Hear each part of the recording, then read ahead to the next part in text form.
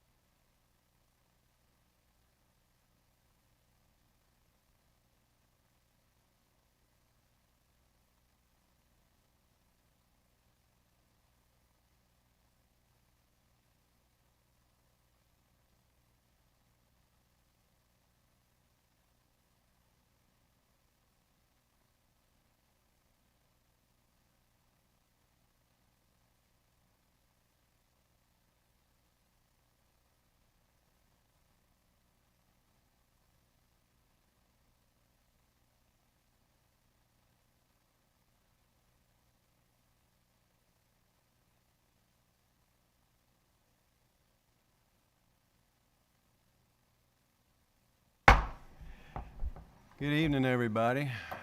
As you can see, I'm not Mr. Saylor, but I'm going to call this Board Policy Committee meeting to order, and I will do roll call at this point. Dr. Russell. Here. Mr. Keenan. Here. Ms. Evans-Brockett. Here. Ms. White. Here. Mr. Marsh. Here. Mr. Cleland. Here. Mr. Liggett. Here. Mr. Larson. Present. Mr. Cohen. Here. Ms. Lofton. Here. Dr. Smith. Here. Mr. Moran. Here. And Dr. Boyd. Here. Okay. I'll turn it over to you. Good? You can go ahead. Okay. Good evening, everyone. Thank you for coming out this evening to the Policy Committee meeting. That's all right, hold on. I just wanted to make a note for the record and inform everyone, while public comment is certainly valued in the district as part of committee meetings as well as board meetings, this evening's public comment in Section 1 has been eliminated to afford the Policy Committee, which is a working committee, the opportunity to move through the agenda. There will be opportunity for comment at the end of the meeting, so just wanted to make a note of that. Thank you. You would all join me in standing for the pledge. I pledge allegiance to the flag of the United States of America and to the republic for which it stands, one nation, under God, indivisible, with liberty and justice for all.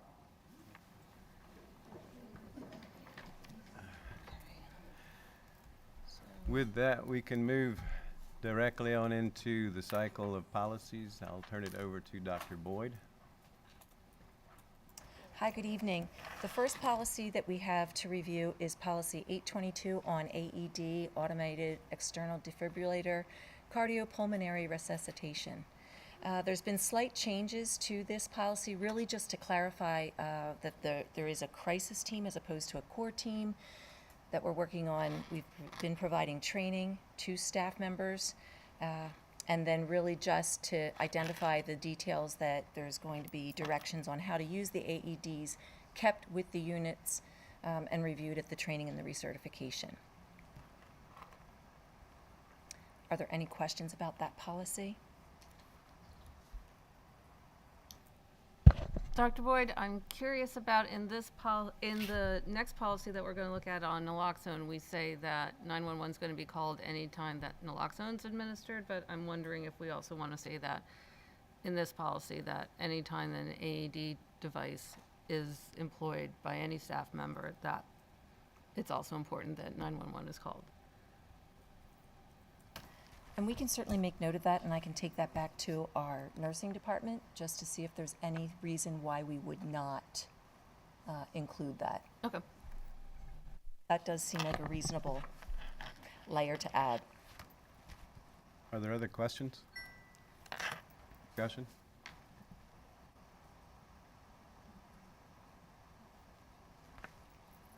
Go to 823. We'll move that one to first reading. Yes. So is there any any committee member, excuse me, who has any reservations about moving 822 to first reading? No. Okay, so we'll note that. We want to try and remember to note that clearly in the minutes. Thank you. 823, Dr. Boyd? Policy 823 is about naloxone and the administration of this. So again, slight revisions to this just to clarify where information is kept, that we have standing orders that are really located in each of our nurses' suites in the building. It is not maintained with the superintendent, but it's in the same location as where the medication would be stored.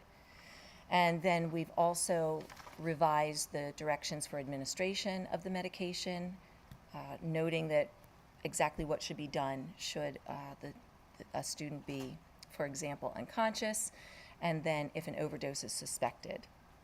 So again, just slight revisions to this policy. Does anyone have any questions about the revisions that are noted? Mrs. Lofton? I have two questions. One's more of a wordsmithing question, and that is on the part under administration of naloxone, where we say if the student is unconscious and Narcan is administered. There's actually now 2 over-the-counter FDA-approved versions of naloxone. So I just think that that should be switched to being naloxone. And then now that this is an over-the-counter product, I'm wondering, and I don't know if this is something that gets addressed in policy or as an administrative regulation, but because anybody can purchase and carry naloxone, do we want to consider how it might play out if, for example, somebody who is working in the school or a school visitor for an after-school activity happened to have naloxone in the event of the student being unconscious? What is the procedure that would be expected for how a respiratory overdose situation might be addressed so that treatment can be administered as expeditiously as possible? Dr. Russell, did you want to respond? So I'm sorry, Mrs. Lofton, could you go back to number 1? I didn't quite hear you clearly around the addition or the revision to number 1 before we get to maybe the description or the Sure. ideas around responding to when it sounds like a visitor in our building and needs naloxone. So my first comment was related to the fact that there are now 2 FDA-approved non-prescription versions of naloxone that are available, so I don't think we want to specify Narcan in the policy. I think we would want to have everything be more generic to the naloxone. Gotcha. Thank you. Yes, I would agree with that recommendation. And then the second one, could you repeat your scenario? It sounded as if we had a visitor in the school So system. let's say for example, we're at a football game, let's say someone's at football practice, the trainer's not there on the field, somebody happens to have a situation where an opioid overdose situation is suspected. That's the word I was thinking of. So would the coaches, would we expand the number of people who can carry naloxone beyond just the nurse? Because, by the time someone ran to the school, tried to get into the school, found someone who could open the nurse's office, obtain the naloxone, and get back to the field, you've lost a couple minutes of oxygen getting to someone's brain.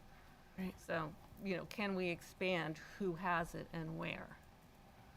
I appreciate that question. So I would suggest, Dr. Boyd, that you go back to the nurses and specify who and under what circumstances, and then we do develop an administrative regulation on that. I would agree with you that that seems appropriate. I agree with you. Going back and speaking to the nurses, I know a lot of the medications that we can or cannot administer are based on physician's orders and the appropriate, qualifications of the individual. So we can certainly look into that, and then if need be, also seek legal guidance on what we can do or can't do. Other discussion? That being said, would you want to hold off on putting this to a first reading because of the additional information you want to come up with? Yes, that would be administration's recommendation. Thank you. Anything further to add, Ms. Boyd or Dr. Boyd? Okay. No, I do not. Thank you. We'll move to Section 3, the policies on legal, and I will turn that over to Dr. Russell.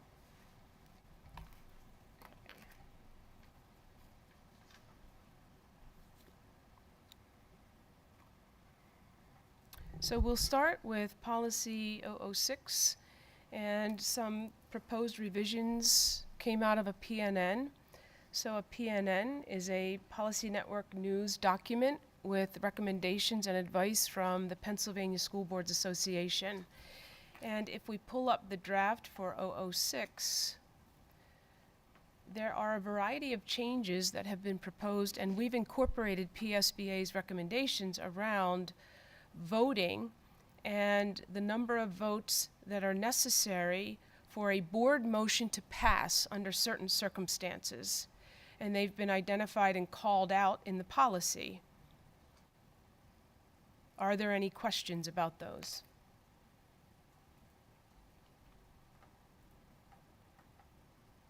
Mr. Cohen? Yeah, the only thing that I would suggest is, you've got a typo on page 6 that needs to be clarified on AC.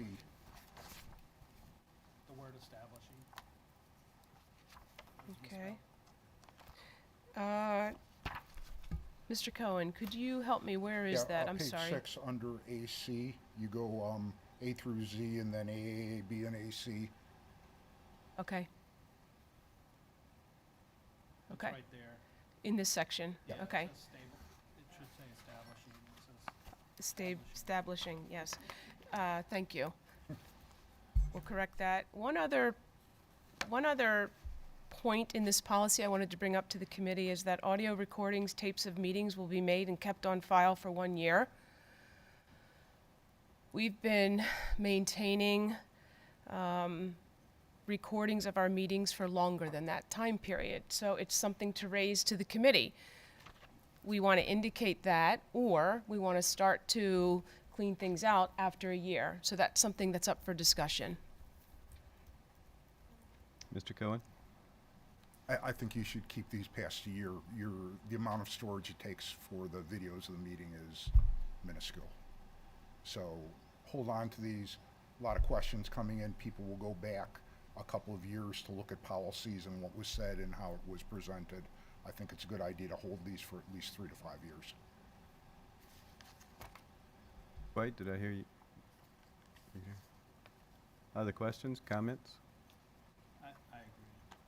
It could be held for 3 to 5 years instead of 1 year. Does the committee feel it necessary to stipulate a time frame? Mr. Ganesh happens to be here this evening. I don't know if there are any reservations on your part for maintaining recordings into, perpetuity, or should we stipulate a time frame in your opinion? Mr. Ganesh, I'm sorry, Mrs. Lofton. I didn't know if he wanted to weigh in. I'm sorry.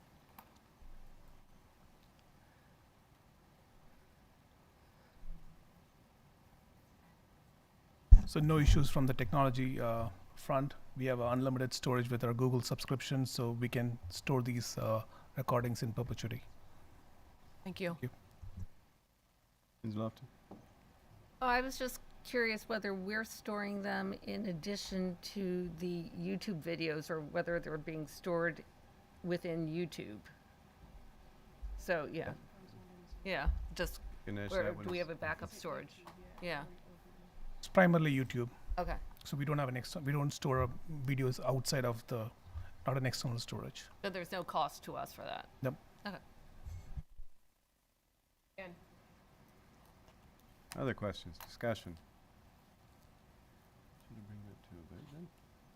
So what we'll do is ask if we can move this to first read. We'll strike this. Audio recordings of meetings will be kept on file Okay, until such time as there would be a change in storage.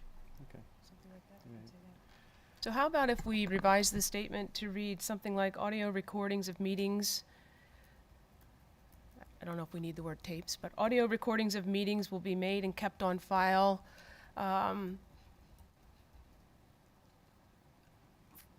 for a period of time until there is an impact with storage or something like that, indefinitely, until such time there would be, questions about the storage of these recordings.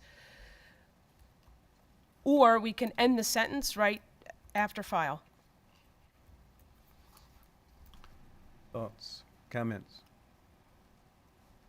I like if you end the sentence after the word file, because if you say anything beyond that, then I think you need to add time back in terms of saying for a period not less than a certain period, right? Because if it was just about storage, then maybe we'd only be storing the file for 30 days because we ran out of storage. So if you just end it after file, it says you're going to keep these files. Great. Additional thoughts on that? Actually, I have one more quick question. So I'm looking at this machine here, and I remember back in the day, that was used to audio record the meeting for the purposes of preparing the minutes afterwards. So does that still audio record the meeting, and is that the tapes that, do we still have tapes from that we can sunset? Mr. Ganesh is coming back, and he'll, Maybe you should give just us stay the- up here. thank you for coming tonight, Mr. Ganesh. I really appreciate you as an administrative advisor this evening. Thank you. Well, that was not the original plan, but it looks like it worked out okay. So the device back there, it does not have any storage to it. It's just a live streaming device. So we don't store any media in that device itself. And those tapes, those recordings, excuse me, are uploaded to Google or YouTube? YouTube, yeah, it's live streamed then to the YouTube link- and stored there Right. in So, YouTube. so still, do we need the word tapes in this statement, in your opinion? Is there any occasion where we would have a recording on a tape? No, I would just leave it as media. Okay. It's all live streamed. It's all on the web. It's all Okay. on YouTube. So we don't have any physical media in the district to store them. Thank you. So with the changes suggested by Dr. Russell, would anybody have any concern with moving this to a first reading? Any discussion? No, no concern. I'm not concerned, but just because we're not keeping them on file, I don't know that this sentence makes sense because it's YouTube that's keeping them. So, do you have an idea on how you would rephrase it? It seems fairly general to me right now, but maybe I'm. I mean, video recordings will be available on YouTube. I mean, we're not actually keeping. Or a streaming service, if you wanted to, like if you would to Generalize. choose. Yeah, like if we go to a different service besides YouTube, it could just be, will be available from original live stream on the server of whatever. Yeah, I'm with them. Streaming or, so we're not being too prescriptive. Generic language, Yeah. yeah. I mean, I don't want Yeah. someone thinking they can show up at district office and ask for the file of. So we can probably say the media would be stored on our streaming platforms, which could Yeah. either be YouTube. or- Available to the public. Like, it's not anything that we don't have to gatekeep it, it's No. just somebody has to just look for it. Yep. It's all available in our public channel. Right. But Mr. Kartik, the district actually has a cloud file storage agreement with Google. Is that right? That is correct. So is YouTube covered as part of that? That is correct. Yeah, so these are not the same as like consumers putting a video out on No, YouTube. we have a So it is really our file and our property, more or less the district's file.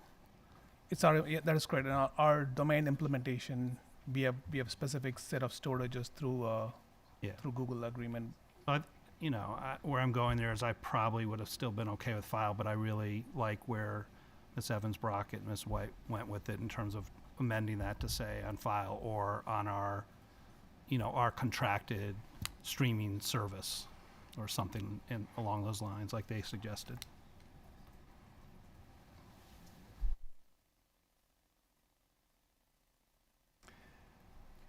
Other comments? Other discussion? It still can be moved, right? Yeah, it's good. Okay. We can move it to first reading Okay. and make the revisions, Okay. and they'll be noted. Yeah. Dr. Russell said that she's going to make those revisions. Is there any discussion or concern with moving it to a first reading?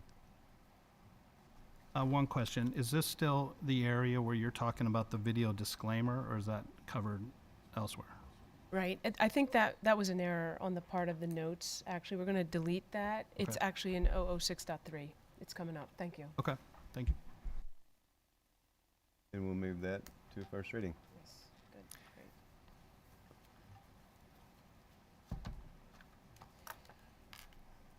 So I'm going to move to policy 216.1, supplemental discipline records. And PSBA has made some changes that affect the enrollment of a student who is adjudicated and or the release of information regarding the discipline The changes that have been implemented and proposed in 216.1 are directly from PSBA, and I would recommend that we accept those changes. They're noted in this draft. Are there any questions on any of the information here?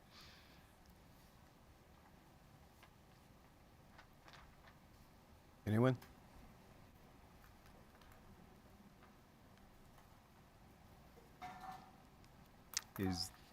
There's no discussion on this one at all? Okay. Then, unless there's any concerns, can we move this to first reading as well? Okay, so done. Thank you. Going to shift over to Dr. Boyd. Thank you. This is policy 251, students experiencing homelessness, and the change is recommended through PSBA is with the last section with regards to students with disabilities. After legal review, what they found was the very last paragraph presented some problematic language in there, so they revised the first paragraph really to state in accordance with the applicable law, board policies, any administrative regulations, as well as state guidance to encompass the different graduation pathways for students.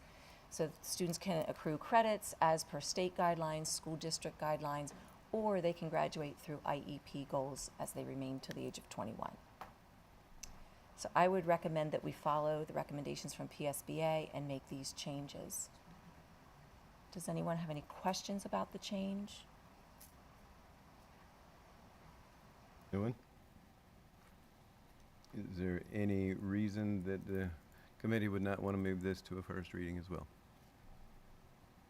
We'll move it to first reading. Okay. We're going to move now into section 4, local policies and review. This is what I need to do now. Before we start our discussion on policy 720, I feel it's important for me to provide an understanding of why I chose to vote as I did. This has been a tough week, and I have apparently been the topic of more than a few conversations. Can you hear? Can you hear better now? I'll bring it closer. How's that? Okay. I won't start back over. That's okay, right? Okay. All right. When I ran for the school board, I made it clear that my focus was on the kids and the staff. I'm not a politician, and I really don't care for politics in general. It has become abundantly clear that this board and this district are seriously divided. It seems that every topic ultimately becomes a political football, and any work grinds to a halt. This policy is one that is highly charged and extremely sensitive. My vote on Monday was not to say we don't need a policy.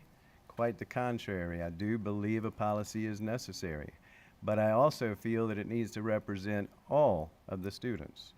I would challenge this committee to create a policy that ensures that every student feels heard, feels safe in their school, and feels cared about by those tasked to lead it. The only way that I feel this can happen is by leaving the politics at the door and entering into real and honest discussion as to how such a policy can be written and implemented. This policy will ultimately be one of compromise. No one will feel that they got all that they may have wanted, but I want everyone to feel that they have a policy that can be accepted and agreed to by all. My vote was to try to make this happen, but mine is only one voice. For once, we need all to work together and try to begin a process of healing in the school, community, and on this board. Dr. Russell. So in follow-up, I thought what I would do is provide some general information about policy as well as administrative regs, and then some of the revisions that have happened over time with Policy 103. So I appreciate, Mr. Fountain, your perspective and your point of view. I continue to believe we don't need this particular policy written as is. We don't need the policy until this one incident was raised to administration. There were no issues or concerns brought to our attention. There are very few students affected. However, there were no concerns. I agree with Mr. Fountain. We need to think about the safety. We need to think about upholding the rights and respecting all students. So I think we need to tease that out with some of our ideas this evening. But policy language tends to be pretty vague in general. And I pulled an example. If you look at Policy 221, dress and grooming, the language is fairly vague. If you go to our handbook, our high school student handbook, it becomes more detailed. It serves as a type of administrative regulation, is how we refer to that. Policies are developed and approved by the Board of School Directors. It's one of their 2 overarching responsibilities. That and balancing a budget by June 30th each year are their 2 overarching responsibilities. Lots of responsibilities fall under those categories. But policy is the board's role. Administrative regulations are developed by the administration and sometimes staff members as a way to communicate policy and help others in our district to realize how to uphold that policy, how to put it into practice in ways that are understandable. And you'll see in our policy, in the library and where our policies are represented, we have started to add and make public the administrative regulations that we have developed and that we follow in an effort to be transparent and helpful to others in the community. Sometimes there are reporting forms. Sometimes there's information about the steps that are followed. In the case of dress code, if I come back to that, the details of dress code are actually in the handbook. So there isn't a standalone attachment to 221 in board docs under policies. It is instead articulated in our student handbooks. It's a type of administrative reg, helps us to know how we uphold the policy. So the policy language is more vague often than the administrative regulation. There's more detail there. What is proposed as Policy 720 reads to me more like an administrative reg than it does a policy. Policies typically represent or are language taken from laws, local, state, federal regulations, PA code, and sometimes other policies.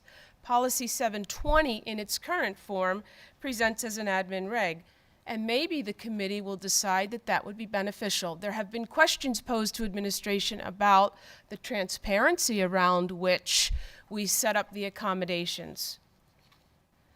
I don't believe we need a policy, quote unquote, 720, and I have referred in the past in different conversations to Policy 103. If I pull up Policy 103 for the sake of reference, it is non-discrimination and Title IX, sexual harassment affecting students. And in this policy, we have pointed out there are protected classes called out. We want to make every effort to make sure we are not discriminating against these protected classes. Gender identification is one of those. And that was added to the policy language and approved by our board in June of 2018. So it went through policy committee in January of 18, in February of 18, it went to a first read in March. There were questions, it came back to policy committee and in April, and then went to a board agenda for a first read in May of 18, and then June of 18 was the second reading, and it was approved. So Policy 103 has actually gone through a couple of different revisions, some prompted by the state. This particular revision was prompted through conversation among board members, as well as in response to some of what was happening at the time. So Policy 103, as the policy I have referenced, has afforded administration the authority to, in turn, provide the accommodations to students that are called out here in protected classes. In addition to this policy, the policy language, we've talked a little bit in public about some case law, the Boyertown case of 2016, and the decision there being the most significant. It's out of the Third Circuit. That impacts us most directly, versus some of the other decisions out of the Fourth and Seventh Circuits. The 11th Circuit had a different decision from those three that I first mentioned. We also have Title IX, proposed regulations that right now Title IX language is in the form of guidelines. And my understanding with some conversations I've had with our solicitor is that courts will consider guidance as part of Title IX as it considers in turn non-discrimination and avoiding the discrimination of these protected classes. Those regulations, which in turn become law, aren't scheduled to be finalized until sometime next year. But we continue to reference Title IX and the language within it, the guidance that references also sexual orientation and gender identification or gender identity. So just some additional information and considerations that administration has made. I would like to, again, emphasize there have not been concerns. Our counselors and our administrators do a wonderful job of working with our students. Our students have opportunities to use single-use restrooms, nurses' suite restrooms, and in recent years, the multi-use bathroom aligned to their gender identity. And there have not been concerns, there have not been threats or feelings of the imposition on my safety brought to our attention. So at this point, I think it's really up to the committee. The purpose now is for us to engage in some conversation about, as Mr. Fountain said, getting to a point where we can be comfortable, where we can uphold the rights of our students and respect the views of all. And where does that take us? So the question for the committee really is around, how do we reach that outcome? What are your thoughts around what's been happening and the conversation, and how policy typically serves us, as well as administrative regulations? And Ms. White. Thank you for the context, Dr. Russell, and Mr. Fountain, thank you for the explanation behind your vote. I think we all heard a lot, both from the public and from each other during the last several board meetings. So with that in mind, and in the true spirit of student focus and safety, I'm wondering if Mr. Cleland and Mr. Marsh can really weigh in and help us understand, with regards to safety, what the boots on the ground really are experiencing. Because I don't think that any one issue is more important than the other, because I think that safety is a universal term, and I think that, again, everyone should feel safe, and everybody should feel protected, regardless if they're, a federally protected class or not. I think that all of us want to feel safe in our environments. Mr. Keenan? Thank you.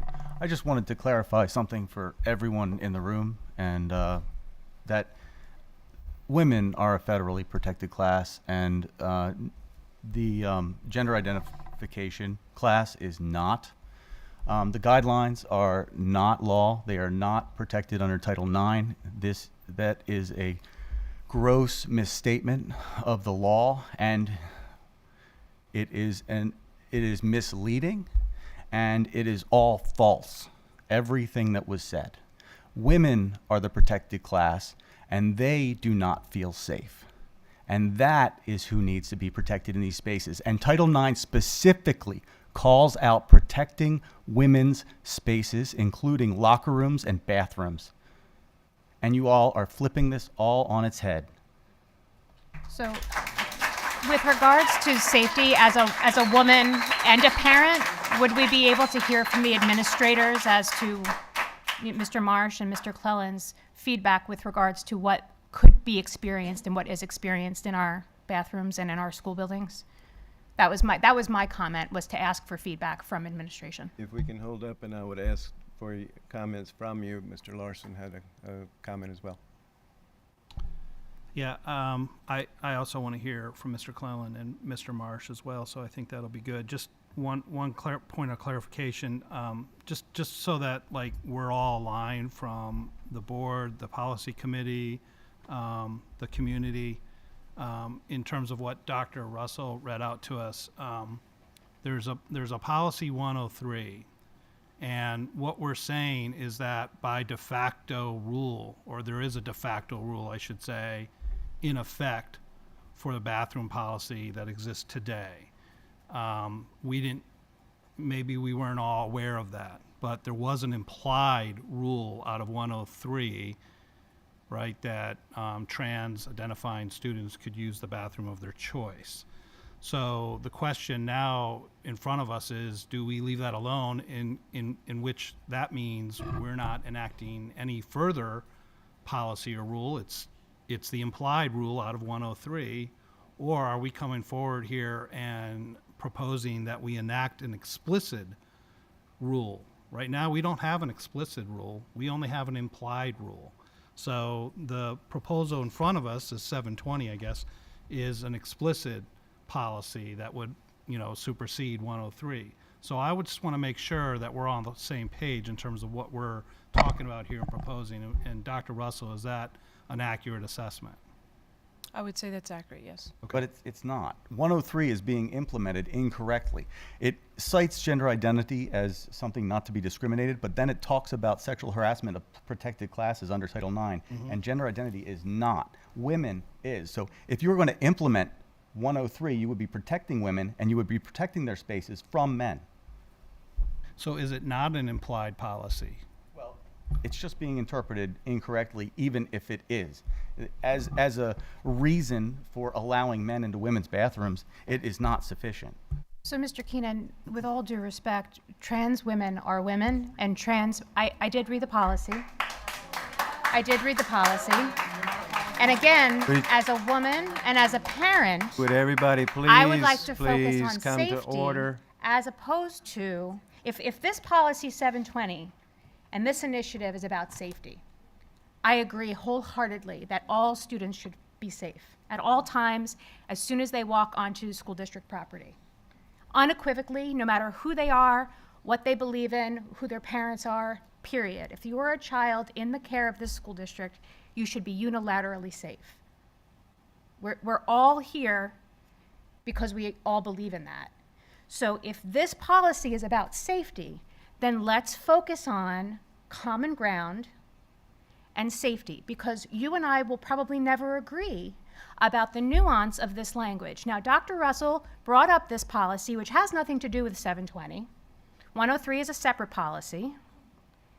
She brought that up to help understand and give context to the day-to-day purpose and the day-to-day action taken to allow for every student to feel safe. Now, you don't agree with that, and that's okay. This policy 720, everyone has said, Mr. Larson also said, we. Who this we is, I'm not exactly sure, but if we want everyone to feel safe, let's talk about safety and find out from the administrator in the high school what issues regarding safety exist so we can fix safety. Let's fix safety. Just a point of clarification.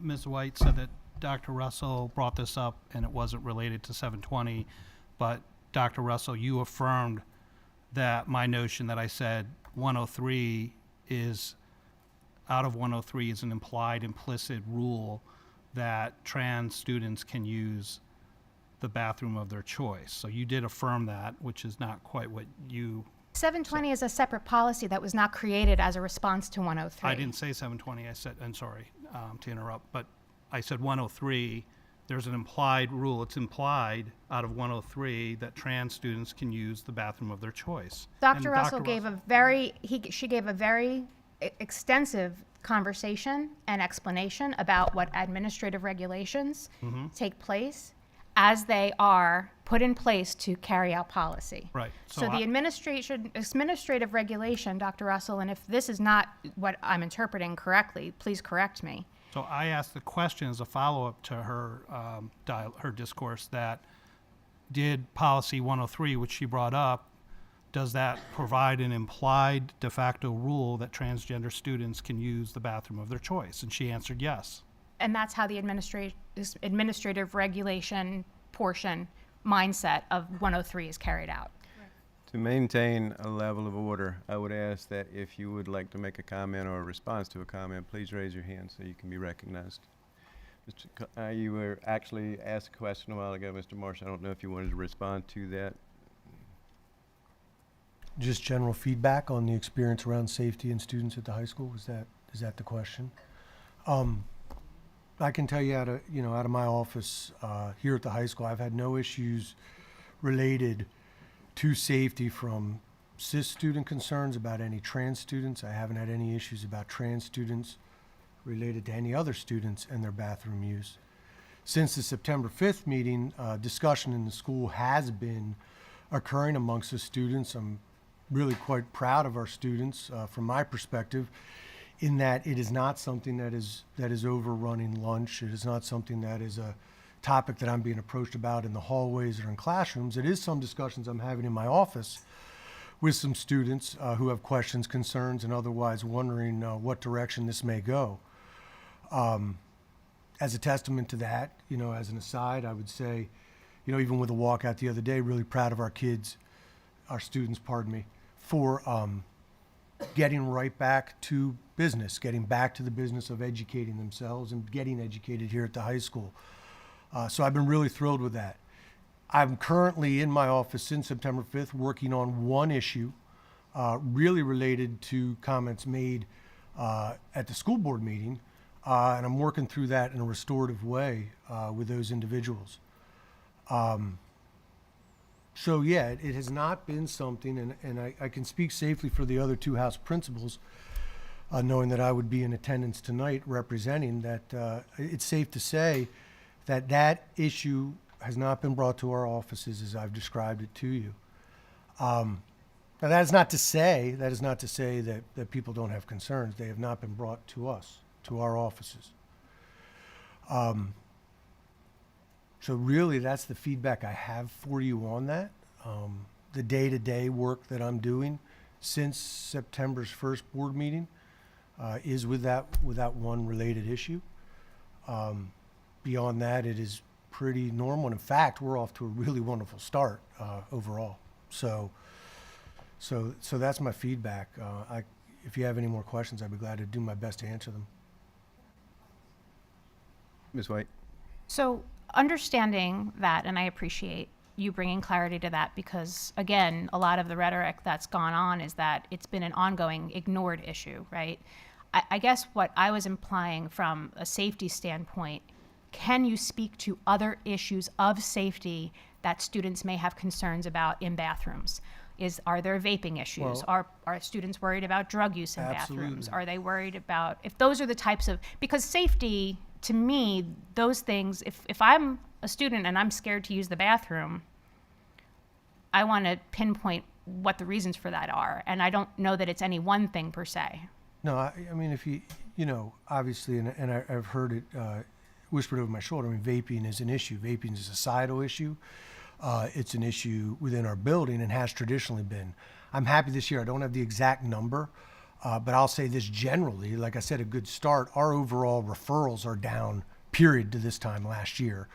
And I think, and don't quote me on this, because I haven't had any vaping incidents yet this year, but I think we've had one, but don't quote me on that. But that's, you know, if you ask me what's our number one safety concern for students, it is around the DNA issues, vaping being a part of that,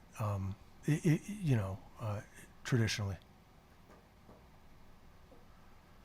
I'll be done after this last point then. My only other then concern would be if there are avenues that maybe students don't feel comfortable coming forward to a house principal or a counselor. Is there examination after all of this with the Safe to Say avenue in terms of, I know we go through that data annually and periodically, obviously you all on your team are going through it. So wouldn't that be an avenue that students would maybe be able to report unsafe behavior in restrooms or any other areas of the building? Yeah, and we do that. And correct me if I'm wrong, Dr. Boyd, I think it's annually or every other year we do the survey for the state, the PAYS survey. And that gives us some good information. We really do try to emphasize for students the sincerity and responses for that, and we look at that data. So. If I may Yes, sir. send back just a couple of, or a couple of comments. I think what I would like to see happen is how do we make this something that is agreeable to all? In other words, how can we hear the voices not only of those who may have been in here, but the voices of all the others who weren't in here? How do we create a policy that is a compromise that everyone can have some level of ownership to? Mr. Hohen? Well, I think there's a couple of points that are missing here. We do need a policy. We do need a policy 720. Is it what is here? I'm not sure. It's up for discussion, obviously. But the parents in the community, myself, my neighbors, the people that I've spoke to, everybody had no idea of how administration was interpreting this policy. If we listen to the board during the last meeting, they had no idea, a number of them, of how this policy was being interpreted. So there is major confusion. When I have students who are saying, I refuse to go to the bathroom because it's not safe, and it's not just an issue of transgender. That's not what it's all about. But they're not doing their biological functions because they don't feel safe going in to the bathrooms. I've asked students, do you know where these single-use bathrooms are at? They say, we have no idea. So we do need a policy that goes on here. Now, I'm old school. When I went to school, there was a door that said boys and girls. And nobody was there checking people. People knew what they had to do, and they did it, and they got to their classes. I think at the high school, we've got 4 minutes to get to our classes. Whatever the biological makeup is, use that bathroom, get to your class. The job is done. Let's get back to educational issues. Okay? Old school. Put a sign on the door, $4, boys, girls, do it. And if somebody violates it, take administrative action against the person who violated it. That's it. And in the locker room, boys need to be with boys and girls need to be with girls. Let's not mess up the sports and the athletics that go along with this. And let's not cause hundreds of thousands of dollars in trying to reconstruct facilities in our schools when we can use that money for much more important purposes. Those are my thoughts.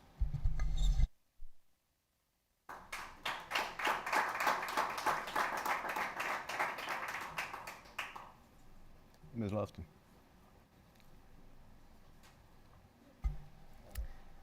So I do agree with one thing that Mr. Cohen said. We should be focusing on education. And one thing that really makes me sad is to hear how much time our administration has had to spend on focusing on this issue rather than focusing on the educational needs of our students. I'm really proud to hear that since this has been the practice in the district, it hasn't caused issues, and I think that says a lot of really great things about our students in the district. But to Mrs. White's point, we do have serious safety issues in our bathrooms, around the vaping, around the drug overdoses, and, as a parent of 4 children who have gone through this district, and my youngest graduated last year, they're all cis. They didn't want to use the bathroom because of whatever social reasons or whatever behaviors were taking place in the bathroom that had nothing to do with being uncomfortable about somebody's gender identity or what they assumed was somebody's biology. So I do think now that this is a conversation that we're having, I like Dr. Russell's suggestion that we do develop this as some sort of an administrative regulation. I think that we should assess what our facilities are. The information that Dr. Russell sent out earlier to the members of the committee shows that we have a very diverse bathroom situation from building to building. So for example, some of our elementary schools, and I didn't even realize this, each classroom has its own single-user bathroom. We don't have that in all the other buildings, but there's options. I've seen some things shared online about redesigning bathrooms so that the wall between the bathroom and the hallway is actually windows and you have all single stalls. So anybody who's walking by outside can see that nothing untoward is happening in the group area of the bathroom, and each student has privacy to use a single stall. But the thing is, as a parent of cis students and as a cis woman myself, you know, I don't know that I can come up with what the right policy is. And I think that really there needs to be some sort of a task force, because I don't think, you know, in the next half hour we're going to be able to even begin to get through talking about the language of the policy, which I think there's a lot of issues once you start actually getting into the wording of it. Now that this has become a topic of conversation, I don't think it can be put away. I think it does need to have some group of people who have some expertise in looking at what's legally been accepted in districts that have been sued over this situation, and courts have imposed facilities redesign as a requirement as a result of lawsuits that have been brought by students. I'd much rather see us get to trying to figure out what is the right solution in a collaborative manner where we come together as a community, because we all live together. We're all neighbors with each other. We're all going to be around each other for a long time. And instead of, you know, as Mr. Fountain said, instead of being divisive, let's see if there's solutions that we can come up with where everybody's feeling comfortable and we are enhancing safety for everybody. So that's my take on the situation. Okay, Mr. Larson.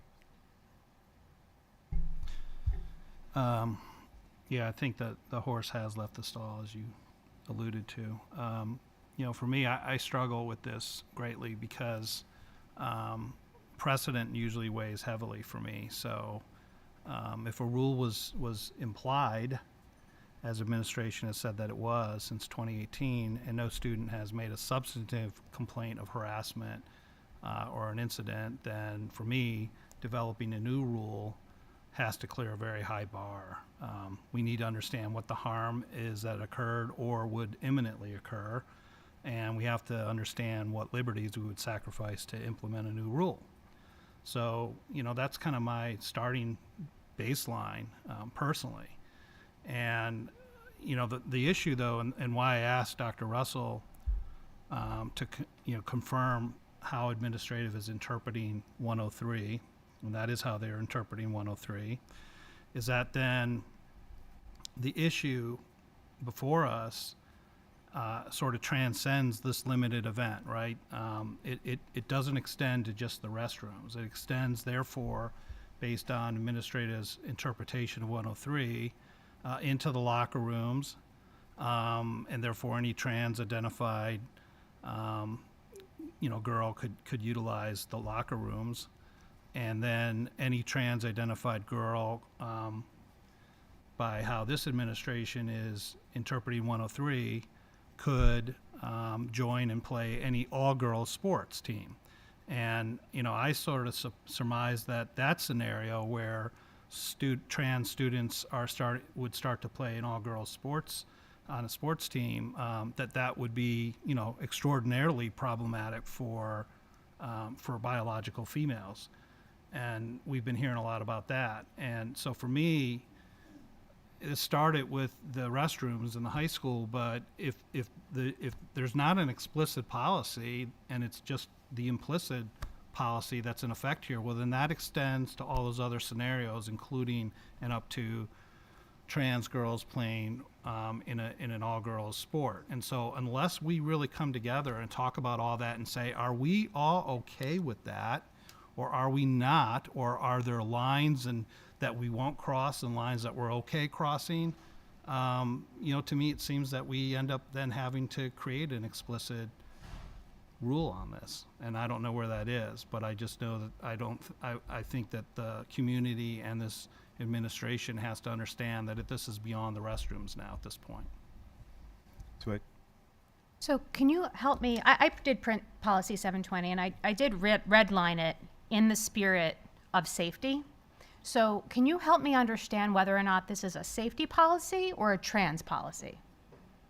Because everything what you just said sounds like the concern really is about trans students and not necessarily about safety, but you're tying the two together. So can you help me understand how they weave together? You know, I think that I'm probably more on your side of this than you think in terms of safety. I think that sexual predators and criminals don't follow policy. So I think Right. a bathroom policy, if I can finish, will not guarantee a girl's safety, and a lack of a bathroom policy does not place a girl in danger. You know, the only thing that would guarantee true safety would be to hire bathroom guards or hallway monitors. And so I think that that's going too far, and I don't think we should make the school a police state. So I don't know that it's a safety issue. What I am saying is that the school has interpreted 103 to mean that trans-identified students can use the girls' restroom. And then therefore, that would extend to they can also use the locker rooms, and they can also play an all-girls sport. And I think that might be problematic to biological females. I'm not saying I have a problem with it personally, Ms. White. I'm saying that I want that to be very transparent here to what Right. we're really talking about, and I want the community to understand all that and to weigh in and say, are we okay with that? Is that how we're going to interpret 103? But those are two separate things, Mr. Larson. So the whole thing was presented to the board and to administration as a safety issue to prevent a safety issue from occurring. But what you're really saying is that it really is a separate conversation, not per se about safety, but truly about trans inclusionary practices. And I guess that's a separate conversation, because in my looking at 720, you know, and I looked at the purpose here, my red line is acknowledging the fact that we need a policy regarding safety in our bathrooms. I mean, I'll read what I wrote if you care to hear it, but the fact of the matter is that a policy regarding the acknowledgement of our trans and non-gender binary student body has nothing to do then with bathroom safety. It has to do with acknowledging their place I'd like to in the district. interject, if I may, and this because it does. I have not seen this as being an issue as far as safety per se. However, I have had some thoughts as far as how we might be able to come together with a policy that does address the issues as far as the bathroom usage. Now, I'd like to ask Dr. Russell, because I know you had come up with some numbers as far as the number of bathrooms that are, for instance, here in the high school, both group bathrooms as well as individual bathrooms. Do you have those numbers?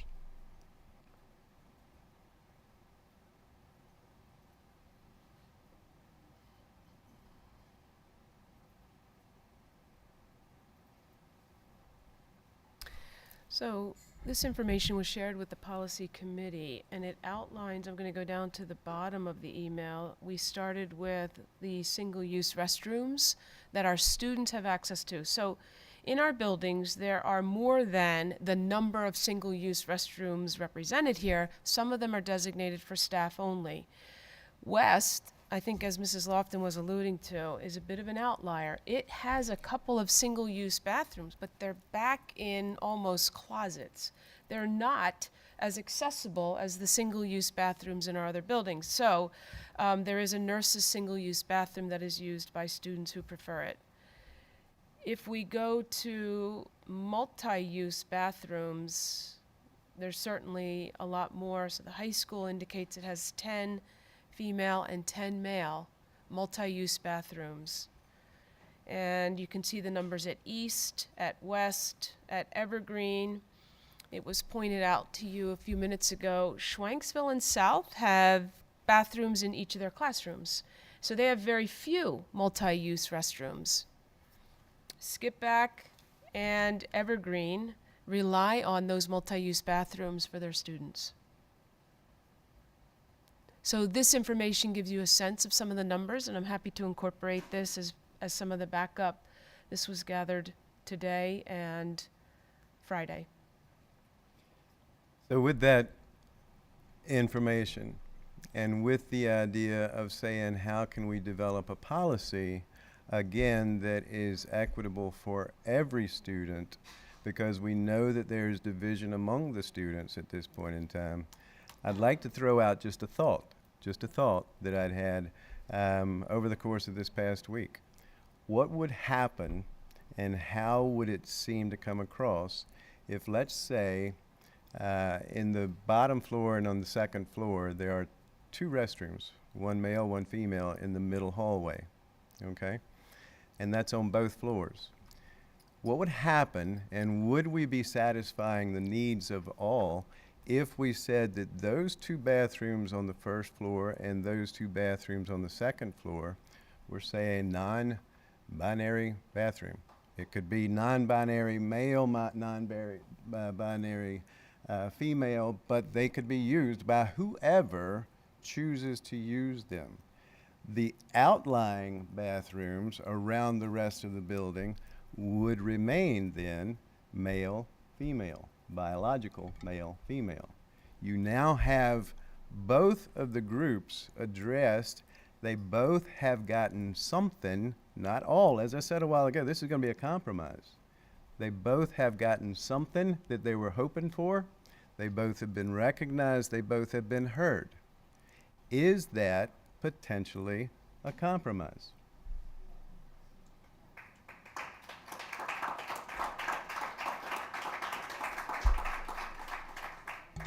Ms. White?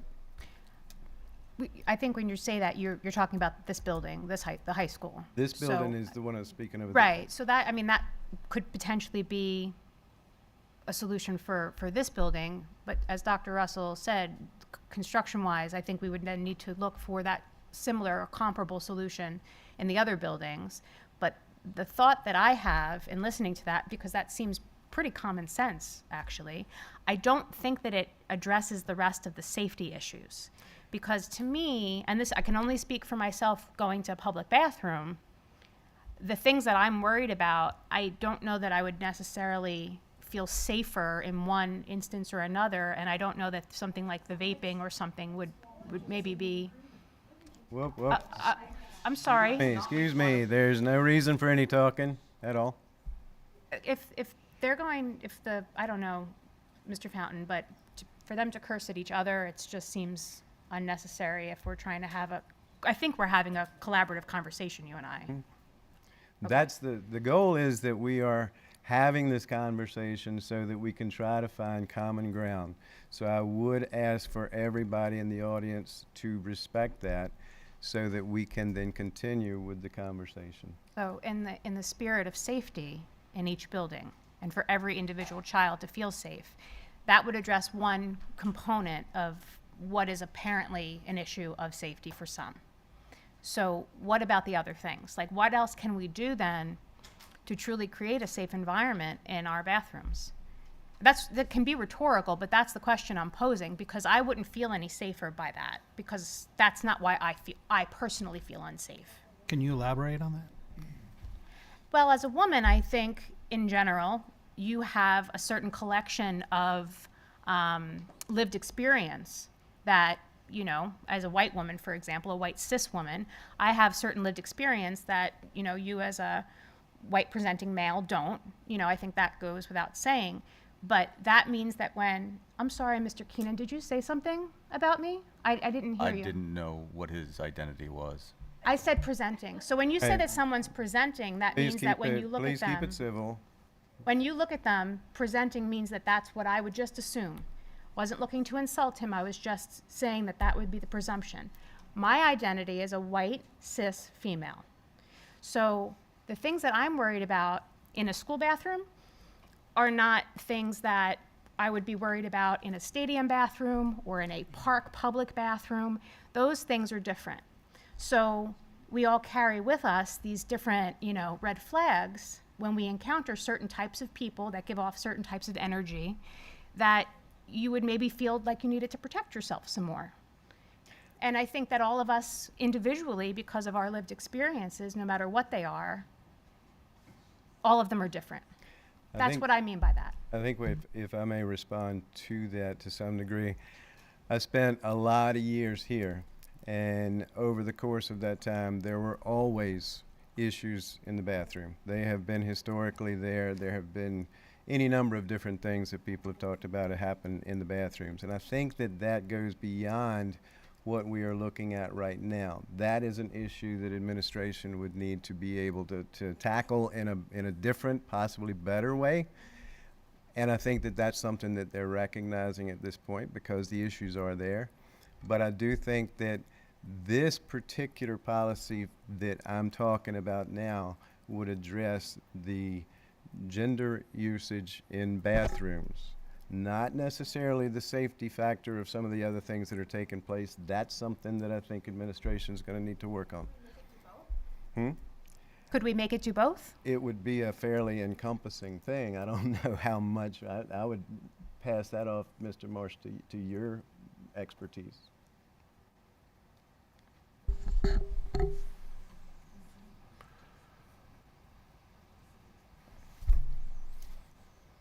have a lot of faith in our school community. I have a lot of faith in our ability to adjust to any policy decision that is made by the school board. We focus on safety every day at the high school in a number of ways. So if any policy change would be made or any policy would be created as is being discussed or any additional policies would be added, we would work to meet those policies and to support the students that were impacted by those policies. And we'd support them, you know, by focusing on that impact and understanding that and then working to make it okay for them moving forward. And we do that every day on a variety of topics, and not to downplay this one in particular, but that's exactly what we would do with this as well. So I think when we talk about safety, right, I've shared with you what has and has not been reported to us. I think any policy language, and I hesitate as an administrator to share opinion, but I think any policy language that could get, and it's obvious, you know, having been in this community for a long, long, long time, it's obvious that we're at a point of divide to me. So I think anything that can get folks in the room to work on that around those themes would be helpful. But at the end of the day, we're going to take whatever is decided and we will meet the expectation and we will support our kids that are impacted on either side, because that's our mission as a district. So that's really how we'd go at it. I don't know if that answers your question or not. Would you say, and I have my own thoughts on this, but would you say that the administrative team does work on a regular basis on trying to address those safety issues that Ms. White was talking about? Yes. Yes, and I think you look at some of the things that, you know, you look at some of the things that are in place, and I think the shifts that have happened in the last couple of years, certainly around health issues like vaping, drugs and alcohol. We're fortunate in our high school not to have violence as a part of our fabric of our culture. But you look at those issues that impact students on a health basis, and we've evolved as a high school in terms of addressing that. Not only is there accountability for that stuff, but it's also a real heavy effort to get support for those who need support for any potential needs that they have. An extension beyond that, so that, you know, that covers processes like SAP and otherwise, student assistance, which in the handbook you see that evolution happening through the matrix, the discipline matrix, but also then extending to that to really get kids in a moment of reflection. And that's really been work of the restorative practice. Again, not exclusive of consequence, not exclusive of accountability, but really that's where the real meaning happens. So I describe those things to you programmatically as things that have evolved around safety because it opens lines of communication, it builds relationships, and it supports the overall school culture for all kids. And I walk away from this as administrator walking into tomorrow saying that, you know, I described and I, you know, out of the respect and, you know, professionalism, not share much more about the one issue I'm working with, but also an eye on every student every day as they're coming in and keeping an eye. I'm down in the parking lot in the morning, so I get that visual of driving every morning too. But I get to see, and you do that old school. You look at every kid as they're coming by. How are they doing? I've got a couple that I know their path every day, and we check them. That's the type of work we do, and you see the evolution in the work. Sorry to be so long-winded. No, but I think that, and I'm going to get to yours in just one second, but I think, Ms. White, to address what you were talking about a while ago, I do see these as two fairly distinctly different issues. And I do think that the administration is working very diligently and has been for a long time on trying to find ways. This is a sort of a separate issue as far as the usage of the bathrooms, I see. And so to put it both into one, I don't know personally how that might be able to happen. Can I, and just building off of that and to build off of, you know, what I had shared there, so you play that forward and so if that were to be the decision, right, if it were to go in the direction that you're describing, then, you know, that potentially impacts students, like you said, a compromise, right? So that impacts kids. So at that point, with that going forward, that would be where we would come in and do the things that I'm describing with you there. I just want to connect that dot moving forward. All right. Larson. So, you know, in trying to consider the proposal that Ms. White had to incorporate maybe some safety aspects into the proposed policy or compromise proposed policy, you know, I'm trying to digest that, but I think there are already rules around, you know, those safety issues, right? So if students are harassed, if there's vaping going on, are we saying that we're just not enforcing those rules adequately, and that needs to be addressed? Because I'm kind of where you're going, Mr. Fountain, in terms of saying, you know, if there's already rules, what specifically are we adding for safety in this particular rule?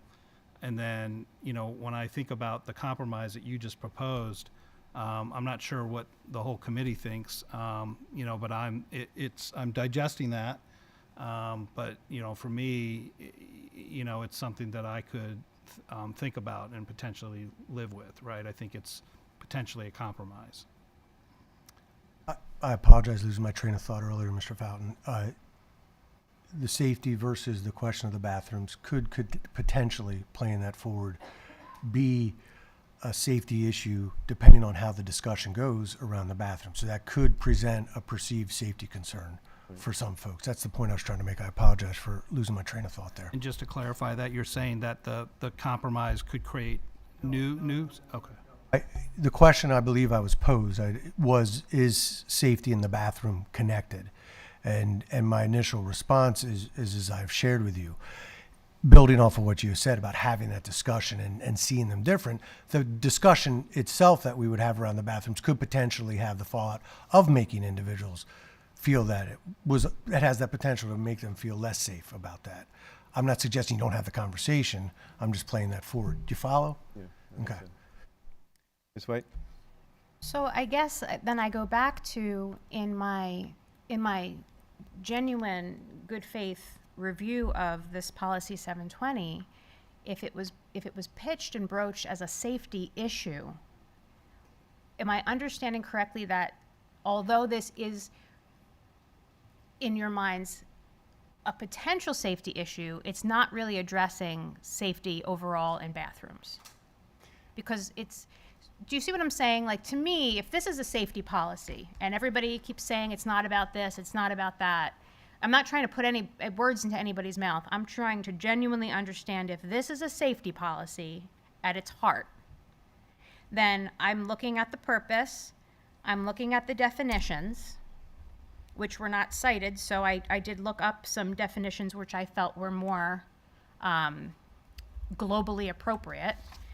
And then I'm looking at the guidelines, and to me, we can make this more robust to make, although there are policies in place, there are clearly still problems that exist because kids are saying that they're feeling unsafe, and it's, as you mentioned, Mr. Fountain, a perpetual issue. So if this is brought the way that it's been brought with the intention of it being a safety issue, then I think we need to talk about it being a safety issue. And then, to Mr. Larson's point, if there's a separate topic that needs to come to light about a decision and policy that needs to be put in place regarding sports and locker rooms and bathrooms are, I mean, yes, they're used by different users, but it's, by and large, like in the middle schools, we don't change for gym, right? The elementary schools are not changing in locker rooms. That's like a sports thing. So, I think that's a different avenue altogether, and it's no less important. It's just different. And so if this is truly a safety policy, then let's make it safe for everybody, and then we can go on to the next policy and talk about that one. In a true spirit of collaboration. Because we all have the same goal in mind, regardless of what position we're coming from about it. The one thing that, and I had spoken to Dr. Russell earlier, that I'm not a policy writer, but what she had said was that what they typically would do would be to take, and correct me if I'm wrong, take the feedback from the meeting and then write what it actually then would look like. So whether 720 is the ultimate policy that's just rewritten, or whether it's a new policy 720, that remains Or a to be different seen. corresponding Right. number where it would fall Exactly. appropriately in a handbook or Exactly. something. Understood. So, but what I am looking at this point in time is a way in which we can bring together the thoughts of everyone. Sorry, I didn't. That's okay, Don. So what you're suggesting, Mr. Fountain, appears to me in its architecture, essentially what Dr. Russell was saying earlier about how the 720 as it's written right now, to her reads like an administrative regulation. Your suggestion is very specific to this building, so I would think it would involve Dr. Moss and the House principals and some people to implement that. Would you agree that what you've stated is not really would be a policy for the district, but it may be a way for us to at least at this point move forward? Am I understanding you correctly, Mr. Fountain? I would ask Dr. Russell to respond to that one because I'm not. Well, it was sure if just I'm- because it was your idea to, to designate certain bathrooms there. And you wouldn't intend for that to be the policy and written into our policy in black and white, correct?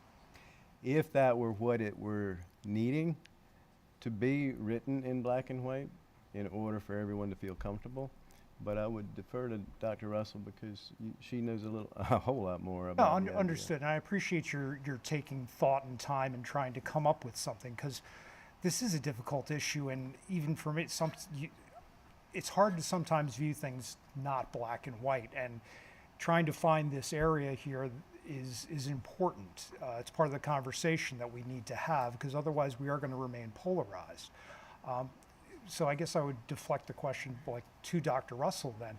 If some idea such as Mr. Fountain has suggested, does that not live in the administration regulation world and not the policy world? It does, in my view and experience, yes, because we're getting pretty detailed about the procedures and protocols that we will follow, and they will be a little different for different buildings in our district. So if we would hypothetically consider designating 2 or 4 multi-use restrooms here in specific locations, that would sound different. It would look different if we did the same thing at East, or we did the same thing at West, or we considered that in our elementary schools. So again, I read it as an admin reg because it gets down into the weeds, so to speak, and very detailed. However, it's upholding the policy language as we interpret it. And correct me if I'm wrong then, before you would implement an administrative regulation, you would go over that with presumably Mr. Subers and get legal advice to make sure that we're not writing an administrative regulation that unknowingly doesn't follow a portion of the law, say, that separate but equal, or whatever is the appropriate language and where it would apply in the law. Am I correct in that? You are correct, only it's not necessarily Mr. Subers who is our resource. We have administrative regulations for all of our policies from PSBA, and they serve as the models or the guides, the templates, if you will. That's the more appropriate term.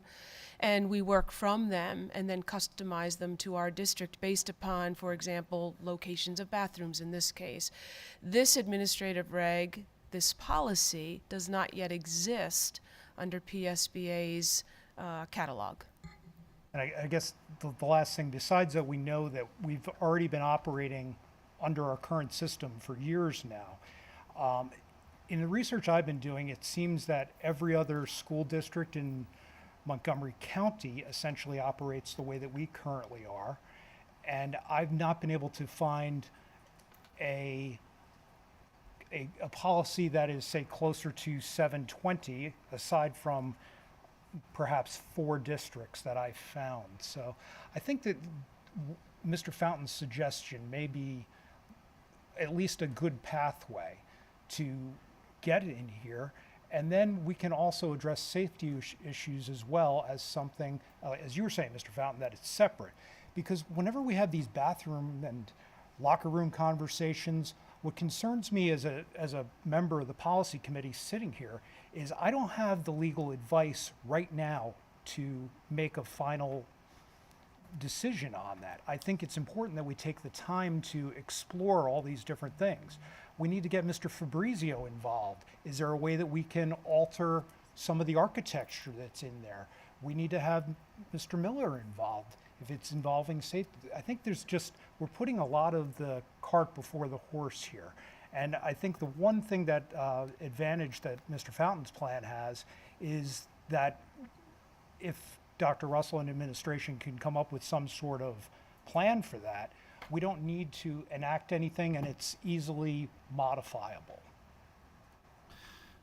Lars? Yeah, just to follow up, Mr. Liggett, I share your goal that we want to see if we can find a way to compromise. So when I heard Dr. Russell that you have some agreement that you're interpreting this as an administrative reg, and I'm not sure that I am there, but for example, this doesn't talk to enforcement in this proposed policy.